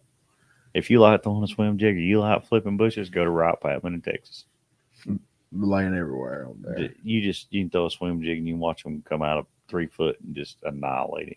Yeah, Or you can watch them get it in 6 inches of water. There'll be somewhere in between. Or if you like a flipping stick in your hand, go there. Because you can flip bushes as far as you can see, and as many, and you're subject to catch. I think one of the guys caught a 10 or 11 or 12 pounder out there when we was there in practice. yeah. It was insane what you could catch. There's around here, that's fish for a lifetime. Oh man, That's a it fish was. a lot of them anywhere. There's It was farmer. I weighed right in my there. biggest bag by myself out there. I had 23.4 by Yeah. myself. Yeah, my biggest fish was 6 pounder. Yeah, it Where was fun. Farmer at? I watched. No, it. I was just saying that's farmer. He said that he made a comment Flipping about stick. throwing a flipping or putting a flipping stick in your hand and flipping bushes for as long as you could see. That's That's farmer being That's a heaven. special place out there, though. It was a week. I hope we go back in the near future because I'd be looking forward to that. Yeah. Yeah. Oh. It's 19 pounds and you were in 14. I was down the list. 19th. Wasn't it? It was down. I was down. I was like, Yeah, wait. I way was down like, there. are you kidding me? Then late it was 25. First day, I jumped second. I was second day because I had 23.4. Second day, I like your bag from you follow that one time. Yeah. but that place is like. But I think check line was 13, 14 pound a day. A That was day. about 40th place. A day. A day. Yeah. That's how much it 14 a went down. day. That's if you're Well, not. I mean, that's how much it held up. I mean, We were talking about it earlier. I had that bag on Eufaula. Had a 7.5 pound kicker, 28-14. I just knew I had Yeah, there it. you I didn't even make the There's money. Farmer. Yeah. And you don't even get a check. No, Yeah. that was a long. but that's why drive that's home. why they say Texas is though. I've talked to Yeah, several I've been guys to out there. Rayburn. Like, I mean, It's look at that way. Fork. What they call it Fork out there by some of the Leeds guys. What they call it Fork. Yeah. A phenomenal amount of fish. I just can't believe Fork, talking about, since you're on that thing Well, they about have that- Fork, I can't believe Fork being as small as it is just handles it. Because they don't have tournaments, because you can't wait. They're at a slot limit. Yeah. Right. They but protect their fish. Did you What hear was what it, they 5 said? or 6 bags over 100 30. pounds? Oh yeah, Total? Yeah, the Century oh, the Club. Century Club. Yeah. But did you hear what they said? How many guides are out there daily on Fork? It don't matter, but you're turning them right back loose. You're not putting them in your boat. You're turning them right back there on the spot. So you don't think that having that many fishermen on that lake, a lake that size, that small, on a week to week basis, doesn't kind of put pressure on those fish? I'm not saying they're pressured. I just think that the slot limit helps those places. What Texas, Yeah, you got to what Texas. what their takes Texas care of Wildlife and everything. Fisheries does for their places, they stock their lakes all the time. Yeah. These other people should take notice of that. Absolutely. Like I'm gonna say you follow for instance. Georgia DNR. You follow for instance. Yeah. When they went down, I was down there fishing. I took 2 kids down there for the high school tournament last year or the year before one. And I was sitting there and it was pitch black dark and I hear something. I'm like, what is that going on? The airboat spraying grass. They've about sprayed all the grass in that whole lake. Now, Yeah, you no follow. And when you do that, the fish habitat and I'm gonna tell you that place down there, it thrives on fishing. That's how it's made. It thrives on fishing. So I don't know how they make it. See what Drew said. He said, Yeah, I Dane's see it. numbers on the Huddle House bathroom beside the FGA. Door beside the IGA. Oh, Lord. Tyler Thanks. Meany said, Thanks, I Drew. And I went gave you a compliment on those to Fort with turkey calls. KVD expectations and forgot I didn't have KVD capabilities. It was a fine day of fishing, but wasn't anything like I had hoped it would be. Well, there's only one Kevin Van Dam for Yeah. first of all. And,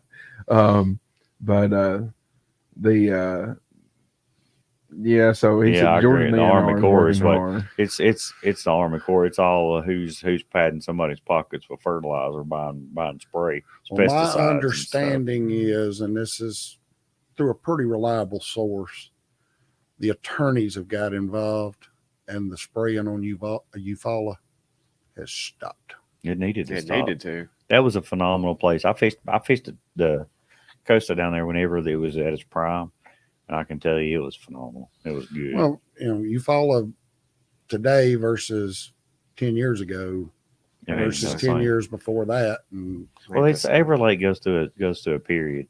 Yeah, I Lanier think it went goes through. they all go through a period where the fish are really healthy, really good, and then they will slack off for a year or two. I don't know if people realize it, but if you watch the patterns of a lot of lakes, especially if you're not restocking them, that's something I'm gonna say with Hartwell too. As many tournaments, I know they're bringing a lot of. I think I've seen the economic impact of what Hartwell brought in, and it was ungodly the amount of money they brought in the last year or 2 years at that place after building Goose Pond. But what they're going to have to do, they're going to have to start taking care. They're going to have to start managing their resources out of Hartwell. That's why you're seeing all these £1.5 fish come out of here. Yeah. Because if you don't take care of your fishery, the people are going to quit coming. Yeah. And you've seen that in the Classic. I wasn't expecting the winning weight to be what it was on the Classic. I was expecting more in the kind of the 60-pound range. And what ended up winning, what Jason Christie ended up winning with, about, was it 40 something? I thought it was 50 something. It's 50 something. I Was think it right at 50 something. Right at 50? Right at 50. But still, I was expecting it to be 60 Yeah. plus. And I guess that's just my memories of fishing Hartwell and stuff and how much I fished Hartwell. But I mean, it's just one of those things. And one of the things is fish care. And that's going to be important. We're going to bring that back up for Beasley's tournament for the 5 bigs for Beasley. Guys, take care of our fish. We're gonna put them in the tank, do everything we can to fizz them. We'll do everything we can to keep them alive. That tank will be up and running. We're gonna dump our fish in that tank, and if we do end up with some dead fish, they're not going back in the water. I don't ever throw mine back in the water. Yeah. No. Um, and anybody that runs a tournament Yeah, and it's your allows responsibility. fish to go back in, I will say you this: don't need to be running them. my last tournament up there, my kids, they do a phenomenal job. I think out of 60 something teams, and I stressed it to them. And we were at that time, they just come off bed, and and I was really proud of them because we dumped them in the tank. I think we might have had 4 dead ones out of all those kids, and I mean the phenomenal job they do. And it's because we talk about it. And I was really proud of how many fish. I thought there were some tournaments we might lose 1 out of the whole tournament. And what I am going to say is Palmetto was there the week before me, and I read some of the posts on there for you guys, and I did see the fish. There was a lot of fish floating before that Friday and Saturday tournament before me, which is Palmetto Boat Center. I think they had their high school classic there out of Laurel that day, and I can tell you there was a lot of fish. I mean, I've never seen so many buzzards in my life at Laurel Park. Yeah. So I mean, and I put it back on the tournament directors because those fish, somebody's always willing to take them. Oh yeah. There's always people that want fish. I mean, as long as you ice them up and hand them to them, they're great. There's nothing wrong with them. So we'll do the same for this tournament. I know it's the wrong time of year. I know we're fishing in June. Nobody likes fishing in June, but for the cause of what we're doing it for, that's when we could get it in for everybody before we waited to fall. So I mean, just please take care of your fish. Ryan, give them your recipe. My recipe, and I've never had any issues.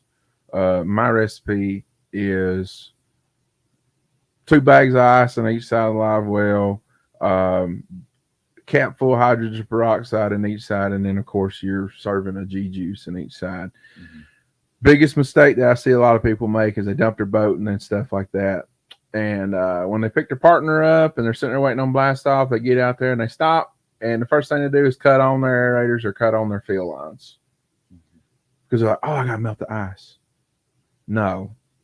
When you sit there and you fill your live wells up at blast off at a tournament, you are actually bringing in more gasoline, oil, water into your live wells than anything. Run to your first spot. As soon as you get to your first spot, start filling up your live wells. I can promise you this at the end of the day, and you run your recirc pumps all day long, or if you have an oxygenator system or whatever, I can promise you this. The water in your live wells will be about 10 degrees cooler than the surface temp of the lake. Yeah. And I'm not joking when I say this. You open up the live well, and they're trying to jump out of the live well, and it is 95 degrees outside. And my fish, whatever, once they swim away from me after I weigh them in, when they swim away and they're gone out of sight, that's all on Mother Nature after that. Yeah. But if I see them swim away at the end of my tournament, I've done my part. They're not floating. They're not dead. They're not struggling. They swam away. So, that's just one of the best things I put on my boat, the current boat I have now, was those LV2 vents. Yes. Let me tell you something. I put them on. I was at Eufaula, and my aerators went out down there in the Costa one year. One side of my aerators went out, and I lost the fish. And I had a guy that would tell me, he said, if you'll put them vents in there, it don't matter if your aerators go out or not. Yeah. He said, your fish will stay alive. Yeah. He said, as long as you run down the lake every so often and push that gas, all those gases out of your live well. Yep. I've had mine on there now for like 2 years, and knock on wood, I haven't lost one yet. Right.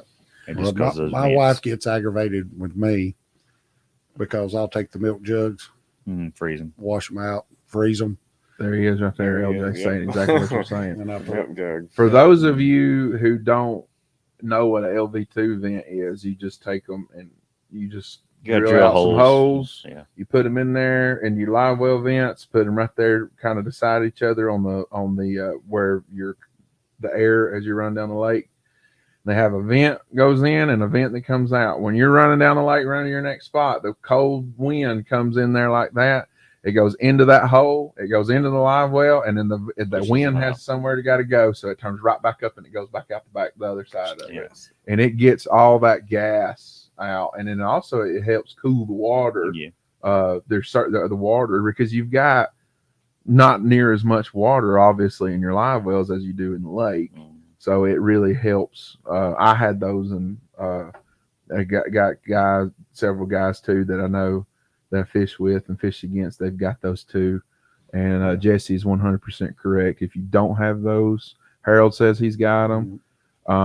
Well, he was talking about them the other night. Yeah. And I started looking at them, and The bad part about it is you drill on top of your live wells, but you can step on them. They're plastic. Oh, they're tough. They're tough. I've had mine tough. for 2 years, and they've been through. I can tell you, if they'll last me, they'll last. So in other words, you're telling me a fat boy like me can It step won't hurt on them? Okay. It don't hurt. It won't hurt. That was kind of my concern No, looking it at them. don't. That piece of They're good. that ring that they go on there that goes around It's there, bolted through. it's bolted through, and then that cap that covers over it flips up like this, where it's got the in and then out right here. That piece that it's connected, molded to, is pretty stout. It flexes too. Yeah. It flexes. So I stepped on mine. I've had people in the back. It's no big deal. oh yeah, absolutely. Most of my partners that fish out the back are little guys anyway. I don't spend much time Mine's back there, been thank good. goodness. So Harold was talking about the Skeeter Trail. I've seen somebody talking about West Point back in the day. West Point back in the day. I think that was Tyler Means. I can attest to some things of West Point back in the day. Yeah. Even before I fished it. We used to fish it all the time. Me and David used to go down and fish it. Me and Jimmy's fished it a lot.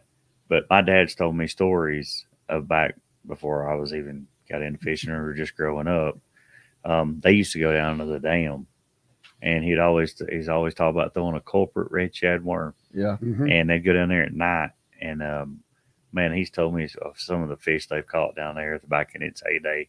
It was some big ones, and a lot of them.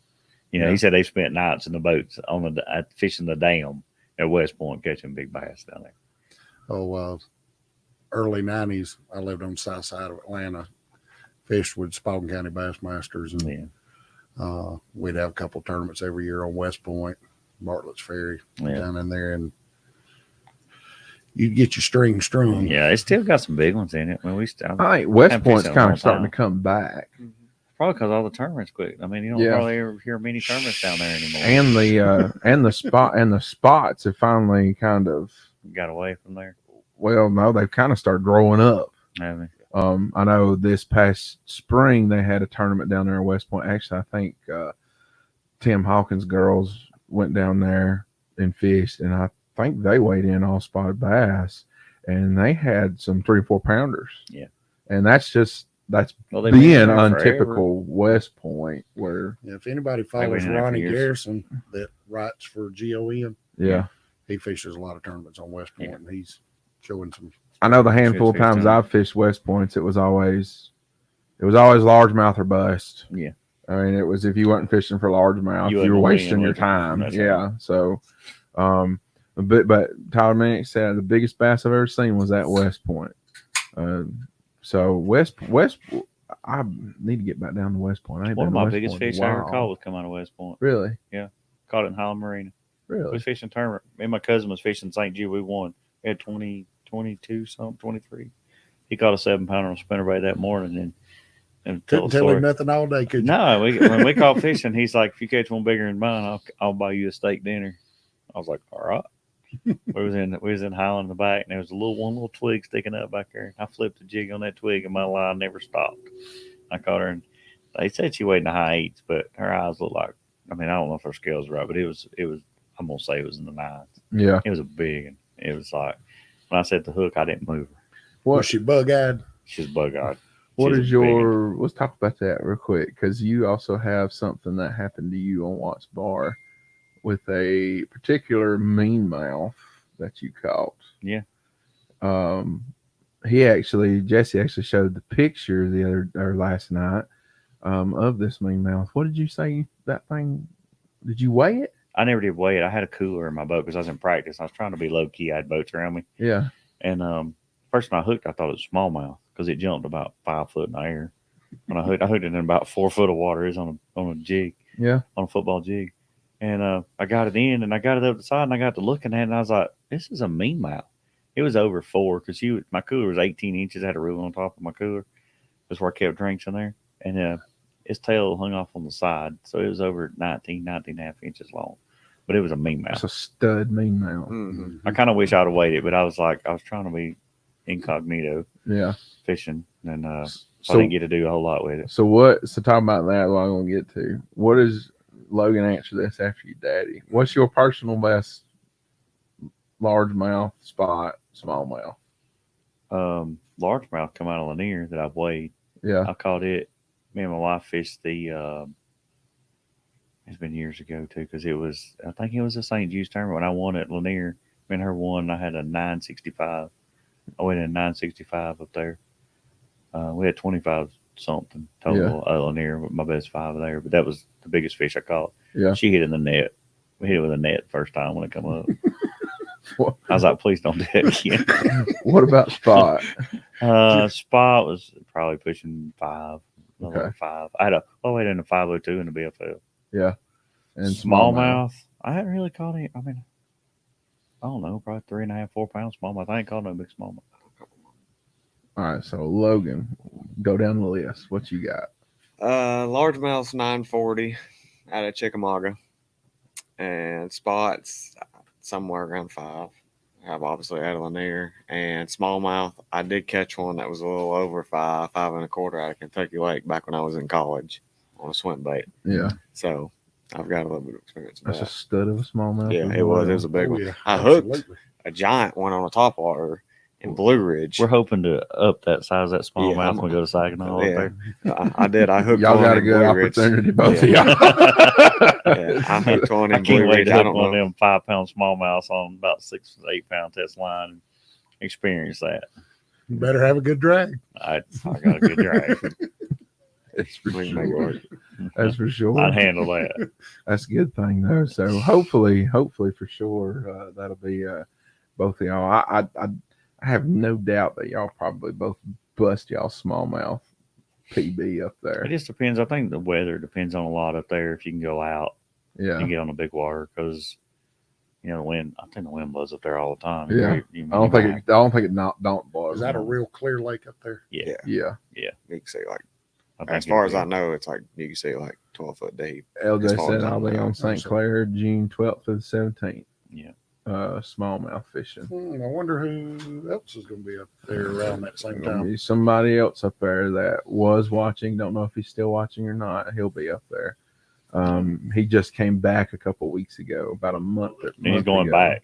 He's Where going we back. Tells you going? how special those Yeah, places Yeah, he's are going up there. back. I told him Lake I didn't like Huron. him. It's one of the Great Lakes. You're talking probably 12, 15 feet of it. Yeah, that's It's what I pretty thought. easy. Yeah. Paul has some experience I don't up know if there up Huron's north. Quite as clear as Michigan, but if they got those like quagga mussels up there, you're talking bottom and 20 feet. No problem. Yeah. Wow. It's wild. I could see me.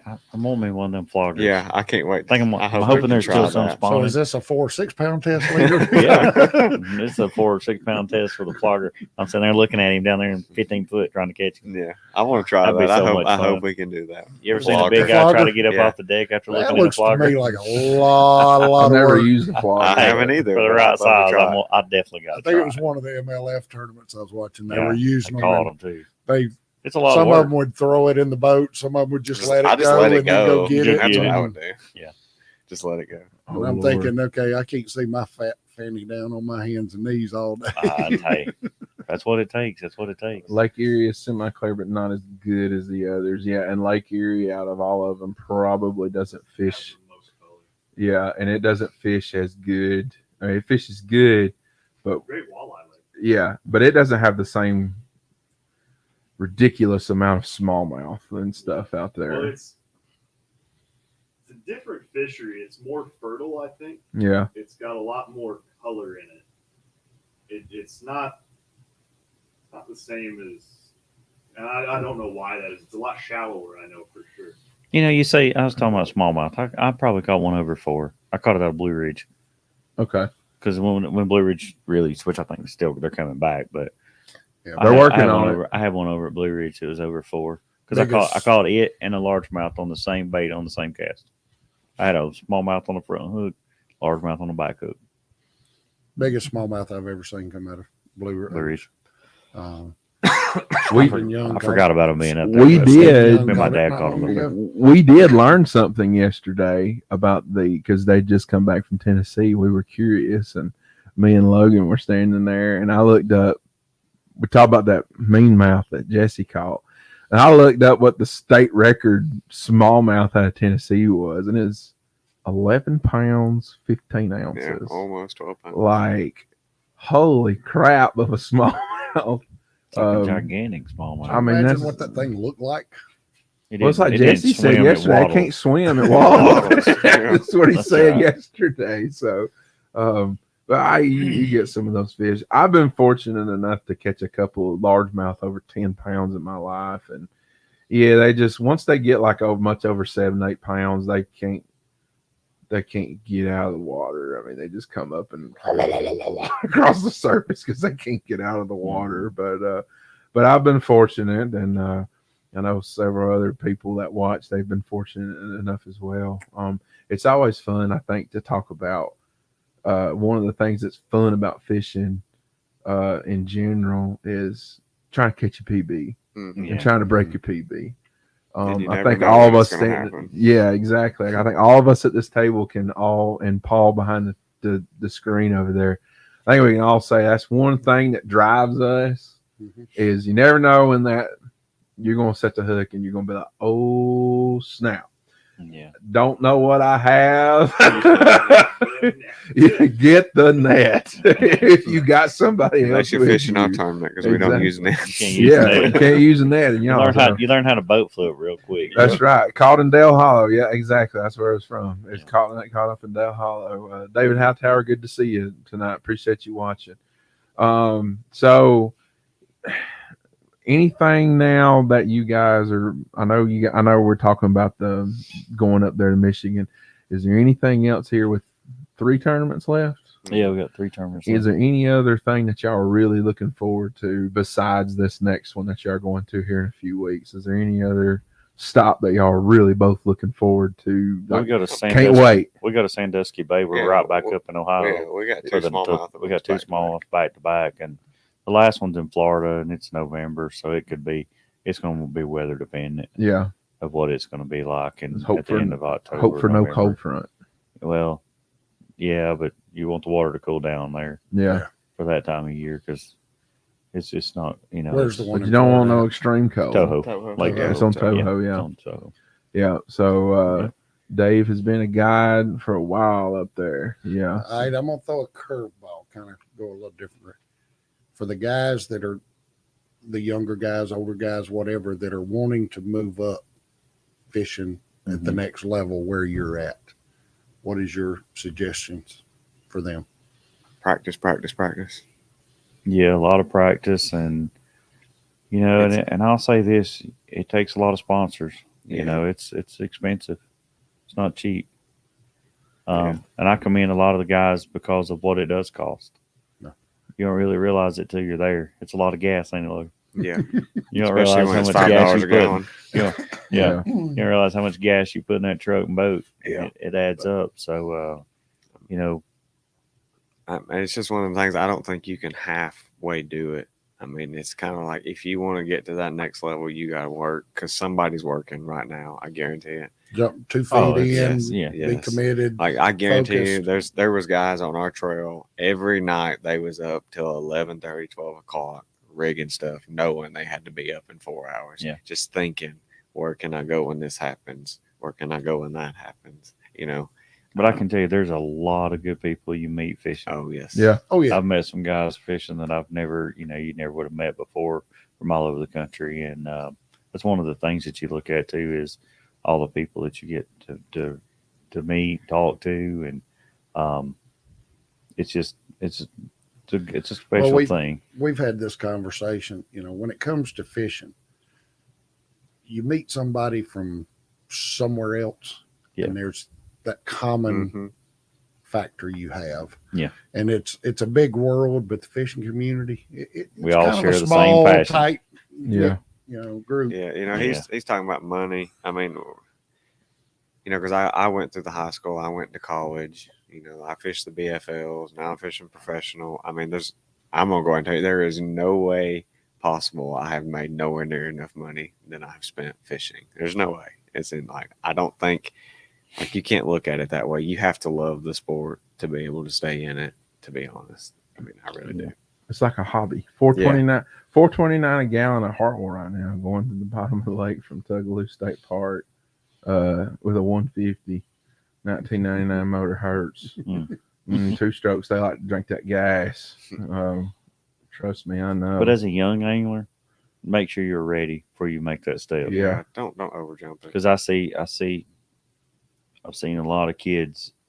I'm gonna say kids, a lot of teenagers, a lot of young anglers get there, and they're good anglers. But when you step up that level, it's a different type of level. You got to have a support system with you. Yeah. You better have somebody. I mean, the biggest thing for us is we communicate with each other. You know, we help each other. Even the network of guys that we run around with, I can tell you, if you try to go out and you try to do things on your own and you don't have someone that you can knock ideas back with or share a little bit of information with, it makes it tough. Yeah. It's really tough to compete because there's groups of guys that kind of work together, and you have to have that now. Yeah, that question right there is talking about getting into the money here. No, I don't have an Evan Ray G2. I have a Mercury, the 4-stroke. Pro Access. David Hightower. Yeah. But I will say, I can tell I went from that 2-stroke to the 4-stroke, and the gas mileage is significantly different. So, you know. So talking about this, Michael Temple's going in what we're talking about right here. Being on trail, do you all restring your reels every tournament or every day? How about tying your baits on after every catch? So the way I do it, this is just me because I don't have a whole lot of money, but you know, I usually restring the rods that I'm going to use the night before the tournament, and I will keep that line on until the first day of the next tournament, if that makes sense. So I use that line. So you practice for the next one using the same line. Yeah. I mean, if I restring, I think you can spool off like where that bait's, like say you're fishing brush piles and you're coming to the brush. Right. You know, I'll check my line. If I catch a fish, exactly. I will run my fingers down my line and check my line. Yeah. Do I retie after every fish? No, I don't do that. All right, on your restring. Yeah. Do you completely strip the reel bare and restring, or do you strip off 150, 200 yards? Well, I mean, it 100 depends. It yards? depends on what the setup is. Now, so like if I'm punching grass, you know, if I'm close quarters, I'm flipping 10 feet away. Mm-hmm. You don't have to burn a whole reel. You know, don't spoil up the whole reel and waste, 100 yards of line. Put 40 yards on. Put what you need. Yeah. You know. I've also tried this too. Braid, you can get away with this a bunch. See, when you respool a brand new reel, that bottom quarter hardly ever gets used. Right. So if you basically spool it backwards, like respool it from the top, Mm-hmm. there's a whole quarter of that line that ain't never been touched. Mm-hmm. So you're good to go for another little while longer. So, I mean, that's another tip that can help you. Especially with braid. You can do it with braid a lot that way. Yes. I mean, braid don't wear out. Sometimes you frays and stuff on spinning reels, so we'll back spool them on the backside. Yeah, you can use the bottom. Yeah. But like fluorocarbon, I will say on fluorocarbon, I feel like if you're fishing fluorocarbon and it gets wet, and over a period of time, if it's sitting out in the sun or if it's sitting out in the air, it dries out, which makes it weaker. I've learned that. So you will pull off to a certain point or respool that rod. Yeah. If you're not using it consecutive days in a row. The night before day one is usually when I try. And also, I've noticed this too over the years. I try, like I see Tyler said, bulk spools. I try not to keep my big bulk spools in the boat because that goes wet, dry, hot heat, cold. I mean, that's just other factors that I try to keep out. I'm right the opposite. I keep mine in the boat, but I keep them in a bag. That's just me. It's just personal, What, you're like me, too lazy to drag them in? No, I keep some in my truck, but I'm out there and I'm like, dang, I wish I had some 6-pound test line. I wish I had 8. Well, I mean, I put them in the boat. Then I got them in a bag. I keep them in practice and stuff, but I'm talking about like when I get home and I unload everything, I try to take that stuff out just because I mean, that stuff's expensive. What are they, like $100 for? A decent sized spool. Some of the bulk spools, $200 and $300. you Yeah. grab a line of or a big spool Yeah. of Tatatsu, and it's a couple $100. Exactly. That's what I'm saying. I try to save Two it. big things that you can do. I'm sure all three of you guys will agree on me on this. Two big things you can do. Buy you one of those 300-yard spools of Berkeley Tri-Lane Big Game. Spool it up with some backer, even Yeah, if you backer. use That's it. what I was gonna bring up Even next, and there's is nothing backer. wrong with Big Game for one, but two, if you having some Berkeley Big Game up there, about 30, 40 yards of it spooled onto your reel, and then tie a knot to your like your fluorocarbon or whatever, is a big help. You can about get nearly three reel re-spooled with a 200-yard. Yeah. If you do that, The backing. Yeah. the back with the I mean, it's back end, Well, I just never- $10 for how many yards? 300. 300. That's a Is bit that of what the it mini, is? the mini spool. Yeah, the mini spool. It's a lot. I mean, you. I use yeah. it on top water or something too. Yeah, I don't throw it on top Well, water. I read a. that's what I was saying. I thing- said there's nothing wrong with Berkeley Big Game at all. Caught thousands and thousands and thousands. That's all of we used to fish. use. I I mean, that's that was the line that before is the line. before fluorocarbon come out. That was the line you bought. You didn't buy anything else. You bought Berkeley. Always carry Big Big Game in case your toe change. Big game. You wouldn't. You couldn't break it, could you? No, you can't. About like P line too. Between P line and Big Game, that stuff you can't. Yeah, You that's can't right. break that stuff. I don't know. At 101 Basic, that new cigar. Is that one basics? Is, Yeah, we moved the desk around. We up moved there the desk trying to over break here, that trying to 10-pound break it with test. 10-pound test. Other thing too, and this is just what I do. When I buy a line that I spool up a reel, and then I'm probably not going to re-spool with that line for a little while. When I say a little while, I say a month or two. I'm not going to put that line back on something else. I will actually put it in. I got a little refrigerator in my basement, and I'll put that line in my refrigerator. Now I don't put it's not set to like making drinks cold. It's actually on 6 out of 10 on the cool, and keeping like fluorocarbon cool will make sure you keeps it and make sure it stays limp. Do what now? Got to be. Oh, no, I like the one I always carry Big Game. Yeah, in case your toe in chains case your toe break. change break, or P line. P line's that's good for that too. CXX. Yeah, CXX. It ain't no joke, dude. So I don't know. You use P line back in the day? I did. I used some of it. It's Back in the day, I was more of a big game because it was cheaper. right. That's back when you had to Big- scrape to get by. You Big know? Game Right. or old String. That's right. String. Remember the blue string? DuPont string. Mhm. And that's other You're going to thing. laugh, but if I go over and I'm on Wise and I'm on Skip Wacky up under docks over there, I'll still put Feeling. 20-pound Why string. not? And, a lot of people don't think about it. You know this. Monofilament versus fluorocarbon. Mm. Monofilament slows down Yeah, it floats. the sink versus fluorocarbon. There's Got your stretched. question from Cooper. Do you think there's a big difference in high dollar cigar or just basic red label? Line diameter. Line diameter. I mean, sometimes that plays a Well, that When- new stuff. I'm gonna my say this: when understanding is- cigar first came out, it was the best fluorocarbon that you could ever buy. Mm-hmm. Now I don't know what's happened, if they changed where they make it or what, but it broke. I got to where it's breaking a Yeah, lot with me. I was buying the big spool. I used the Berkeley 100% fluorocarbon, Yeah. and I'm sponsored by Pure Fishing in Berkeley, but I'm gonna tell you, I really like their line. Yeah. I don't have the problems I had with Seeger that I did Yeah. with that. Yeah. I was saying a lot of guys, they get really caught up between trying to decide, there's so many good fluorocarbons. There's so many Yeah. good copolymers out there on the market today. I don't like the Um, copolymers. Yeah. Why Those is don't- that? I've never had I'm not a big fan of them. I don't have much success with them. So you're not a big copolymer I think they fan. dry out also. Yeah, well, they do. yeah, They dry out big time. They do.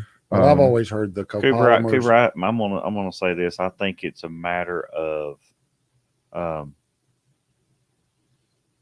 changing your line out. If it gets wet and it dries out, you need to change it, no matter what you use, whether it be red label or high dollar Seeger. I don't think it matters. I think if you got fresh line and you can buy it straight out of spool and it break Yeah, Mhm. because I had it's a that shelf problem. life. That's It's why a- I it's bought how a long has it been spool on of the one of the shelf? high dollar. I don't know if Physics it is was what a I bought. bad spool. I'll tell you Sunline. I mean, I've I used use Sunline. Sunline That's too. what I Sunline, use. that Well, I bought Sunline's a good line spool too. of Sunline. FC and Sniper is what I FC, use. FC Sniper's good line. And everybody has their own opinion. Some lines are good. I mean, everybody.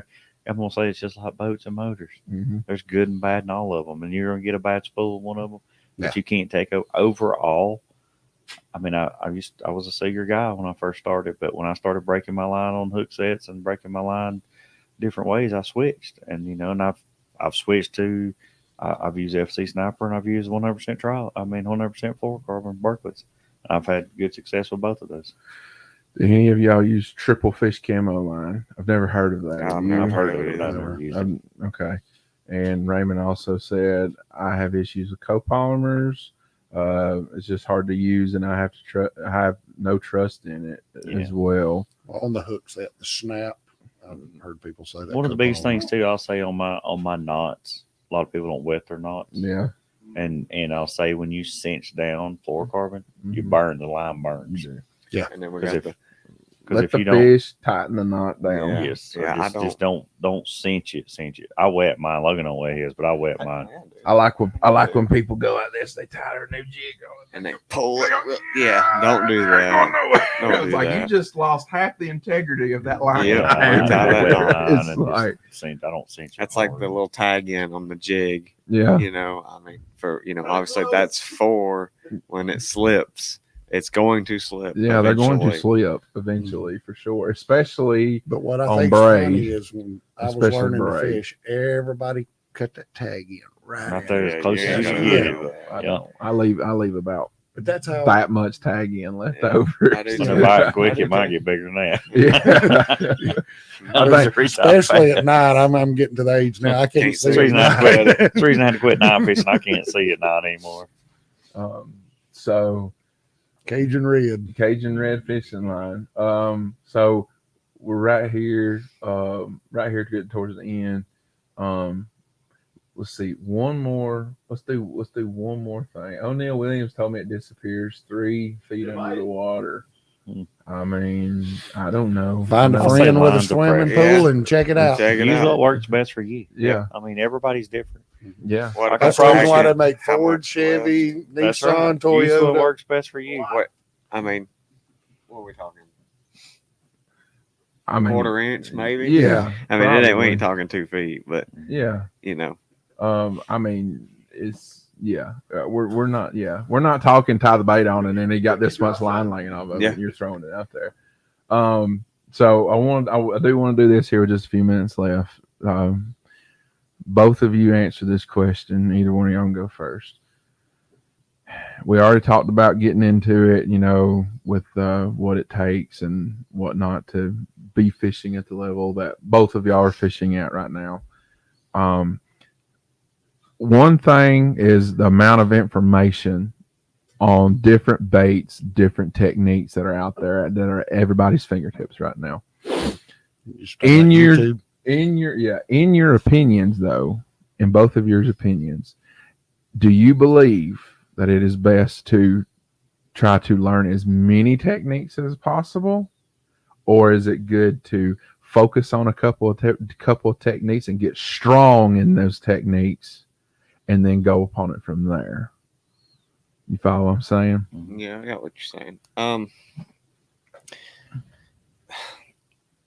You're talking about different techniques, but you're also, I mean, the way I look at it is, obviously in the wintertime, I'm going to be doing something different than the fall. Right. So obviously you're going to have to change up Right. eventually. I'm not saying that you need to go buy one of every bait Mm-hmm. in the thing, but the more you learn, I think the more options you will have, Okay. if that makes sense. Yeah. And, I mean, I'm not saying there's nothing wrong with, like I'm going to use this for instance, on the big worm I was throwing at Hart or at Watts Bar. When I first picked it up during practice, I was throwing it on a shaky head. Mm-hmm. I was. And then I switched it over to a Texas rig just because I could get it through the brush. the only reason I knew that was because of experience. I've Yeah. done it before, so I knew I could work that bait through the brush and be more efficient with it. Yeah. So I would say, there's no need to try to learn everything all at one time. It's going to take you a while to do it anyway. So I would just go from there. Okay. What about you? Because y'all are two different completely age. Yeah. So Techniques will come. yeah. You'll experiment. You'll be on the water practicing. You'll switch up techniques. There's a lot of techniques that I'm learning today. Mm-hmm. Still learning. I think if you learn fish movements before techniques, you'll be a lot better off. Yeah, Okay. I agree with that. Okay. That's a Well, wise here's statement. another thing about techniques. There's always going to be that new technique. Because here's what I'm gonna say. This You I'm know. gonna say this for example. On a fish that's shallow, you might catch one on a spinnerbait. You might catch one on a crankbait. You might catch one on a shaky head. You might catch one on a Texas rig. Fish still shallow though, right? Mm-hmm. If you're fishing deep and he's up there shallow, no matter what you throw, he's not there. You're not going to catch him. Not Right. gonna catch him. So if you learn fish movement, chances are, if you find the fish and you know where the fish are at, they're going to react and bite different things. So you're going to be able to change up. Fish Yeah. movement's a big key. Mhm. Well, you're talking about different baits and stuff. We watched the thing upstairs a couple of months ago. It was one of the pros, and he was talking about, all the antique baits and stuff he Mhm. had in his man cave, Mm-hmm. and what the chatter bait that everybody thinks is fairly new here the last few years. I want to say it was like South Bend or something came out with the first version of it back in the 40s. Yeah. And he was talking about a lot of these new baits that are coming out on the market. They're just revamps of stuff that's been made in years Yeah. past. And Yep. and you can look at it this way too. They're going to buy that Texas rig U-tail worm like they used to buy it years ago. They Mhm. still buy it today. Yeah. Yeah. Whether you're fishing 2 foot deep or you're fishing 25 foot And deep. here's another thing. I think, especially for the younger generation, you're not going to catch somebody else's fish. Right. It's not going to happen. Right. He is Very going to be seldom does that do happen. something different. Either it be technique, retrieve. It could just be as simple as line size. Mm-hmm. I mean, we've put this to the test on Lanier. He'll throw 8 and 10 pound, and I'll throw 12 and 14 pound, and he'll get 20 bites, and I'll get 6. I mean, it's just that simple. We throw the same bait, same spots, same Different size. everything. One small adjustment, one small little line size detail. could make Well, that much difference. Talking Yeah. about Texas rig worm, I had this conversation with somebody a couple of weeks ago. You may drag your Texas rig worm. I may hop mine. Mm-hmm. Somebody may shake it. Yeah. So there's so many different techniques. So learn fish movement before techniques. Well, there you My go. opinion. I mean, that's just know where they're going. Well, there What do you, they mean? there I'm you not going go. to say you're going to find them all the time, Mm-hmm. but We all certainly don't always find them. Yeah, that's obviously Well, not. I 'cause put a post up this you week. get stubborn. Catch if you're where they're at. Well, I put a post up this week that was part joking, part serious, where I basically said, everybody has a bad day on the water. Yeah. Don't use Facebook to To as a judge your measuring stick, because I'm not going to put when I got a bad day on the water. I'm sure you're not. But we're going to put our good days on there. day. Mhm. And, don't use that as a measuring stick. And if every day I went to the lake, I could catch 13, 14, 15, 16 pounds. Yeah. I'd be fishing up there with y'all. I wouldn't be fishing, I still don't catch that, but I'm still Yeah. there. Answer this question real quick from Mikey Temples. He said, "Why does most of these techniques and stuff come from Japan? Is the fishing real good there?" Actually, The I've heard fishing in it's Japan tough. is extremely Extremely tough. Yeah. So that is why they are always constantly trying to changing. think of something new, Yeah. because Have they're to. trying to think of something to do something that the fish have never seen in Japan. Yep. Yeah. Your Tokyo rigs, your Drop shot. drop shot, all Demiki rigs, all All that that come different from kind of Demiki. well, I don't stuff. know how much water they have. Spot Yeah, Yeah, everything. exactly. So The Right, Inu the opposite. rig. Remember the Inu rig? Inu back in rig. February? yeah, everyone was like Inu rig, yeah, and I was like, I didn't even But, look to see what as that a young was. angler, keep it simple. Yeah, Keep it simple. Keep it Simple simple. colors. Simple colors. I mean, Everything. the colors some days makes a difference, but not a lot. Mm. One technique that's been around that you don't hear a lot of people talk about, and in fact, we had an ABA tournament where a young angler got put in the boat with an older angler, Mhm. Larry Hollingsworth. I'm calling you out. And the young angler says, "Hey, what are we going to be doing today?" And he says, "Well, I'm going to be throwing a Carolina rig." And the young angler looks at him and says, "What is that?" Woo. Well, I've been catching fish on Carolina rig for Yeah. 40 years. Yeah. There was an article I read somewhere this past week, and it was one of the pro guys talking about. They were talking about spinning rods because that's the thing of a lot of fish getting caught on spinning rods now. A lot, The sissy stick. the 60 sticks that they The call them. sissy Everybody was sticks, like, what they "Oh, call you it." throwing that?" But now the fish are getting so pressured everywhere we go because there's tournaments everywhere we go. Mm-hmm. They said now, if I can say anything, be versatile. Don't think you can just throw a bait caster. You better be versatile. Learn how to throw a spinning rod. Yeah. Poor facts. power I've fisherman. done that. I've done that. Hey, I can tell you that last day when my motor broke and I made it to the dam, there was a spinning rod in my hand, and that's what caught 9.7 Yeah. out of my hand. Salvaged your day. Salvaged my day. It kept me from falling to the points versus gaining in the points. I think all of us too. I landed on this.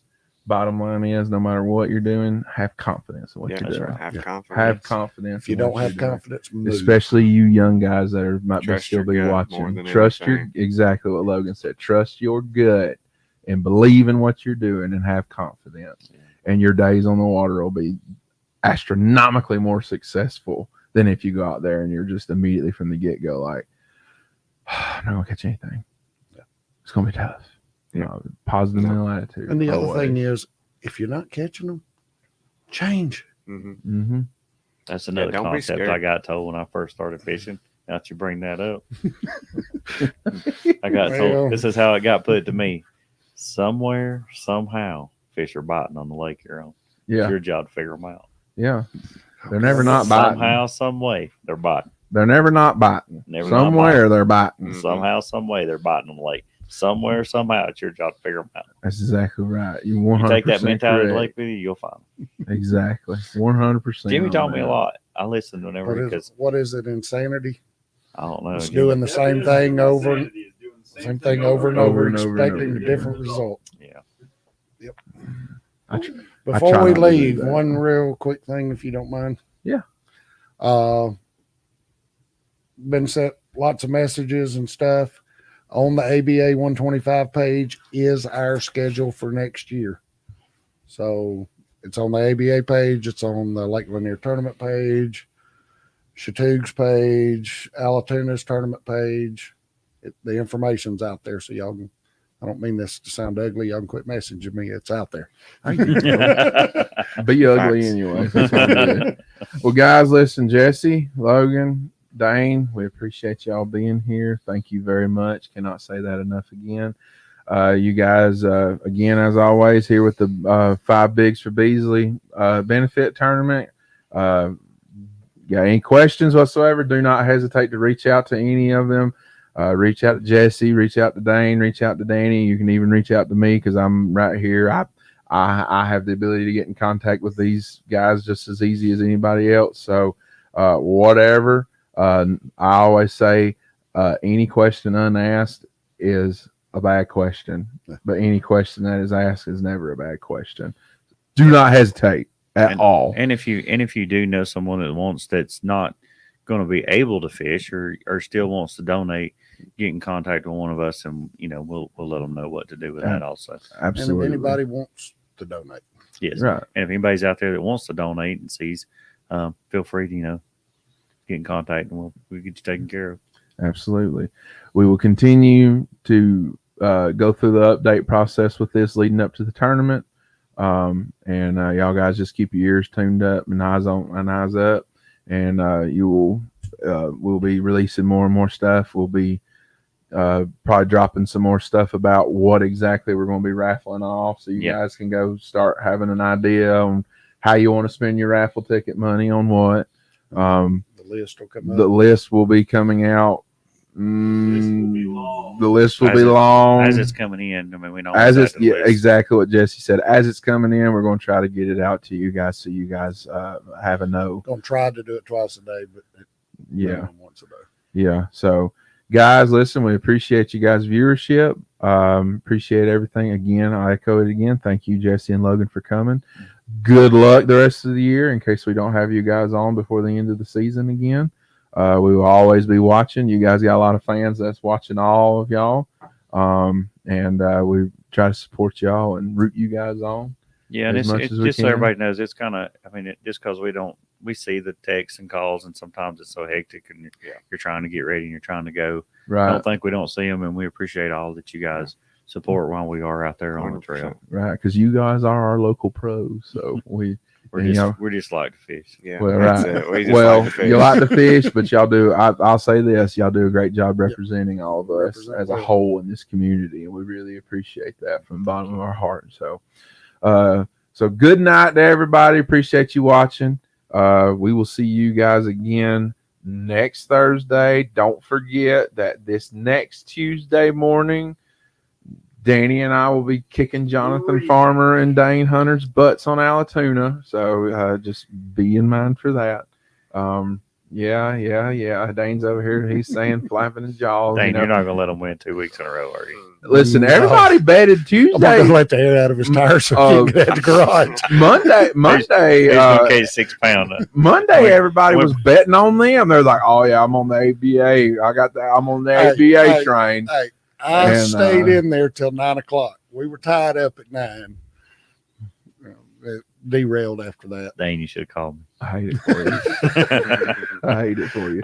Well, Yeah. I did the insanity thing. I kept doing the same thing over and over, expecting a different result. And then it's like when we did make the change and little find the late. fish, it was too late. As I said before, Tyler, what he just said. As I said before, this past Tuesday, Ryan was more guide than he was anything. I helped Danny. I put Danny in the position to catch fish. So Well, I let's felt- give credit So you where was a credit. net man? huh? You was a net man? Yeah, that's what I said on my post when I made it. I said I was the guide / net man. Let's That's what I was. give credit where credit's due. Danny kicked all of our butts. Danny kicked all of our butts. Exactly. So, guys, again, we appreciate it, and we will see y'all. Hopefully, we'll see some of y'all Tuesday morning, and if not, we'll see y'all. Don't forget to go to the YouTube page that you're on right now. Hit that like button, subscribe, and hit the notification bell so you can get more, so you can see all of our content. We're as always, we appreciate you guys' support, and we love you. Appreciate everything. Come see us. And with that, I guess we'll 11262 Highway 53. 11262 Highway 53, Marble Hill, Georgia 30418. I think is what it is. Something like that is what the address is. So come see us. Just put it in Google Maps. just and put it it'll in find Google. So guys, we appreciate it. We'll see you guys on the next one, and